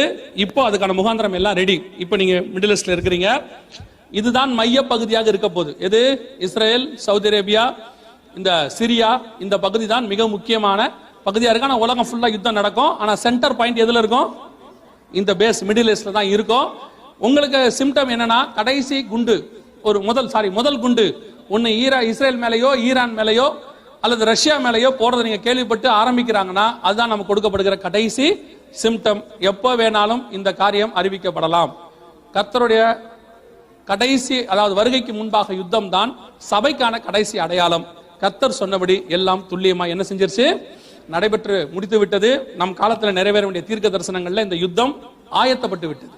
இனி காலம் கண்டிப்பாக செல்லாது. அப்ப நான் அந்த வருகையில போகணும், என்ன செய்யணும்? 2 நாளா வருகை வருதுன்னு கேட்கிறோம். ஒரு 7 காரியங்கள் இருக்கு. ஒரு 3 காரியங்களை மாத்திரம் நான் சொல்லிட்டு முடிக்கிறேன். மிச்சத்தை நாளைக்கு நான் சொல்ற நேரம் ஆயிருச்சு. முதலாவதாக இந்த வருகையில போகணும்னா என்ன செய்யணும்? இயேசு கிறிஸ்துவின் ரத்தத்தினாலே பாவ மன்னிப்பின் நிச்சயத்தை பெற்றிருக்கணும். இந்த வருகையில போறதுக்கு என்ன வேணும்? இயேசு கிறிஸ்துவின் ரத்தத்தினாலே பாவ மன்னிப்பின் நிச்சயம் பெற்றிருக்கணும். எனக்கு இயேசு என் பாவத்தை மன்னிச்சிருக்கிறாருங்கிற நிச்சயம் இருக்கணும். நான் கிறிஸ்தவ குடும்பத்திலே பிறந்தேன், தலைமுறையா கிறிஸ்டின். நாங்க 3 தலைமுறையா கிறிஸ்தவன். நீ எத்தனை தலைமுறையா இருந்தாலும் தாயின் கருவிலே உருவாகும் போது எப்படி உருவாயிருக்கிறோம்? பாவத்துல உருவாயிருக்கிறோம். அதனால பிறந்த அத்தனை பேருக்கு என்ன வேணும்? ரட்சிப்பு தேவை, பாவ மன்னிப்பு தேவை. எந்த கிறிஸ்தவ குடும்பத்துல, ஆவிக்குரிய குடும்பத்துல, ஊழியக்காரன் குடும்பத்துல பிறந்திருந்தாலும் உனக்கு என்ன தேவை? பாவ மன்னிப்பு நிச்சயம் இருக்கணும். இயேசு என் பாவத்தை மன்னிச்சாருங்கிற நிச்சயம் உங்க இருதயத்தில் இருக்கணும். 2வது, பிதா குமாரன் பரிசுத்தாவின் நாமத்தினாலே தண்ணீர்ல மூழ்கி ஞானஸ்நானம் எடுத்திருக்கணும். ஞானஸ்நானம் எடுக்காம வருகையில் என்ன செய்ய முடியாது? போக முடியாது. நிறைய பேர் கேட்கறாங்க. எங்கிட்ட ஒருத்தர் வந்து கேட்டாரு, ஞானஸ்நானம் எடுக்கணுங்கிறீங்களே, கள்ள ஞானஸ்நானம் எடுத்தாரா அப்படின்னு கேட்டாரு. நான் சொன்னேன், கள்ள ஞானஸ்நானம் எடுக்கல. நீயும் கள்ளனா இருந்தா எடுக்காத, நல்லவனா இருந்தா எடுன்னு. கள்ள எடுக்கிறான் எடுக்கல உனக்கு என்ன கவலை? நீ எட இல்ல. எல்லாம் கேட்கறான், இவன் கள்ளன், அவன் நல்லவன். என்ன பொறுத்த வரைக்கும் இந்த சிலுவையில தொங்கினானே அவன் தான் நல்லவன், இந்த பையன் கள்ள பையன். இவன் கேட்டு இருக்கான், கள்ளன் எடுத்தானா? நான் சொல்றேன், கள்ளன் ஞானஸ்நானம் எடுக்கல, ஆனா அவன் பரலோகத்துக்கும் போகல. பாரடைஸ் என்று சொல்லக்கூடிய ஆவிகள் இளைப்பாறுகிற இடத்துக்கு தான் போனான். நீங்கள் வேதம் சொல்லுது, ஒருவன் ஜலத்தினாலும் ஆவியினாலும் பெறவாவிடில் பரலோக ராஜ்யத்துக்குள் பிரவேசிக்க மாட்டான். நீங்கள் பரலோகத்தில் பிரவேசிப்பதுக்கு என்ன வேணும்? தண்ணீர்ல மூழ்கி ஞானஸ்நானம் எடுத்திருக்கணும். ஏன்னா ஞானஸ்நானம் என்பது ஏதோ சடங்காச்சாரம் அல்ல, பாவத்துக்கு மரித்து நீதிக்கு உயிர்த்தெழுதல் என்பதை நீங்கள் 3 இடத்துக்கு அறிக்கை பண்றீங்க. ஒன்னு பரலோகத்தில் தேவனுக்கு முன்பாக, இன்னொன்று பூமியிலே மனுஷருக்கு முன்பாக, 3வது பாதாளத்தில் இருக்கிற பிசாசுகளுக்கு முன்பாக. நான் உனக்கு மரித்து தேவனுக்குள் பிழைத்திருக்கிறேன் என்பதுதான் ஞானஸ்நானத்துக்கான அடையாளம். அல்லேலூயா. சோ கண்டிப்பா ஞானஸ்நானம் எடுக்கணும், எடுக்காம வருகையில போகவே முடியாது. 3வது மிக முக்கியமானது, எபேசியர் 4:30 சொல்லுது, மீட்கப்படும் நாளுக்கென்று முத்திரையான பரிசுத்த ஆவி. பரிசுத்தாவின் அபிஷேகம் பெற்றாதான் நாங்கள் மீட்கப்படுவோம் வசனம் சொல்லுது. பைபிள்ல 2 முத்திரை இருக்கு. ஒரு முத்திரை பரிசுத்தாவி முத்திரை, இன்னொரு முத்திரையை நான் செய்தி எடுக்கும்போது நாளைக்கு சொல்றேன் உங்களுக்கு. ஒன்று பரிசுத்தாவின் முத்திரை. அந்த பரிசுத்தாவின் முத்திரை பெறாமல் நீங்கள் எங்க போக முடியாது? வருகைக்கு போய். கடைசி காலத்துல நிறைய பேர் சொல்றாங்க பரிசுத்தாவிலாம் கிடையாது, அப்படியெல்லாம் அது ஒரு ஆள் தத்துவம் எல்லாம் கிடையாது, அது ஏதோ ஒரு சும்மா சாதாரண பவர் அப்படின்லாம் நிறைய பிரசங்கர் இருக்கிறாங்க. நல்லா தெரிஞ்சுக்கொள்ளுங்க, கடவுள் இல்லைன்னு கடவுளை பார்க்காதவன் சொல்லுவான், ஆனா கடவுள் இருக்கிறாருன்னு நம்ம சொல்லுவோம். ஏன்னா நம்ம அறிந்திருக்கிறோம், உணர்ந்திருக்கிறோம். அதே மாதிரி பரிசுத்தாவி இல்லைன்னு பெறாதவங்க சொல்லுவாங்க. நாங்கள் சொல்லுகிறோம் பரிசுத்தாவியானவர் உண்டு. ஏன்னா நாங்கள் பெற்றிருக்கிறோம். அவர் தான் சபையை நடத்துகிறார், அவர் தான் சபையினுடைய மூத்த போதகர், அவர் தான் உங்களையும் என்னையும் கொண்டு போய் பரலோக ராஜ்யத்திலே சேர்க்க போகிறார். அல்லேலூயா. இந்த 3 காரியங்கள் ரொம்ப முக்கியம். ரட்சிப்பு, ஞானஸ்நானம், பரிசுத்தாவின் அபிஷேகம். ஒரு சிலர் நினைக்கலாம், நான் குழந்தையிலேயே ஞானஸ்நானம் எடுத்துறேன், சின்ன வயசுலேயே எடுத்துட்டேன்னு. அந்த ஞானஸ்நானத்தை வேதம் அங்கீகரிக்கல. ஞானம் வந்த பிறகுதான் என்ன எடுக்கணும்? ஸ்நானம் எடுக்கணும். அதனால 3 காரியங்கள் ரொம்ப முக்கியம். இயேசு கிறிஸ்து வெகு சீக்கிரத்தில் வரப்போகிறார். இந்த யுத்தம் நல்லா தெரிஞ்சுக்கொள்ளுங்க, இனி ஆரம்பிக்க போகிறது இல்லை. ஏற்கனவே இதற்கான முகாந்தரங்கள்லாம் முடிந்து விட்டது. இது யுத்தம் தொடங்கிருச்சுன்னா எப்ப வேணாலும் கர்த்தருடைய வருகை சம்பவிக்கும். அல்லேலூயா. நாம் யாவரும் எந்திரிப்போம், நாம் ஜெபிக்க போகிறோம் தேவ சமூகத்தில். நான் சொன்ன நேரத்துக்கு இன்னைக்கு முடிச்சிட்டேன், நாளைக்கும் அதே மாதிரி முடிச்சிருவேன். ஆனா நீங்க கொஞ்சம் சீக்கிரம் வந்தா நல்லா இருக்கும். எல்லாம் கண்களை மூடுவோம். நாளைக்கு லீவு தானே? இல்லையா? ஏதோ 10 நாள் லீவு நாங்க, அப்படி இல்லையா? ஏதோ சொன்னாங்க யாரோ 10 நாள் லீவு அப்படின்னாங்க. சனிக்கிழமையில இருந்தா அப்ப நாளைக்கு இப்படித்தான் வருவீங்களா? சரி, பாவம், நீங்க வேலைக்கு போயிட்டு வரீங்க இல்லையா? நாங்க வேலை வெட்டி இல்லாம இருக்கோம், சீக்கிரம் வந்துடும். நீங்களாம் வேலைக்கு போயிட்டு வரோங்க. சரி, எப்படியா வந்துருங்க. அல்லேலூயா. கண்களை மூடுவோம், நாம் ஜெபிக்க போகிறோம். 2 நிமிஷம் எல்லாம் கண்களை மூடுவோம். ஸ்தோத்திரம் பண்ண வேண்டாம், துதிக்க வேண்டாம், ஜஸ்ட் கண்களை மட்டும் மூடுங்க. வேதம் சொல்லுது, நம்மை நாமே நிதானித்து அறிந்தோமானால் நாம் நியாயம் தீர்க்கப்படும்.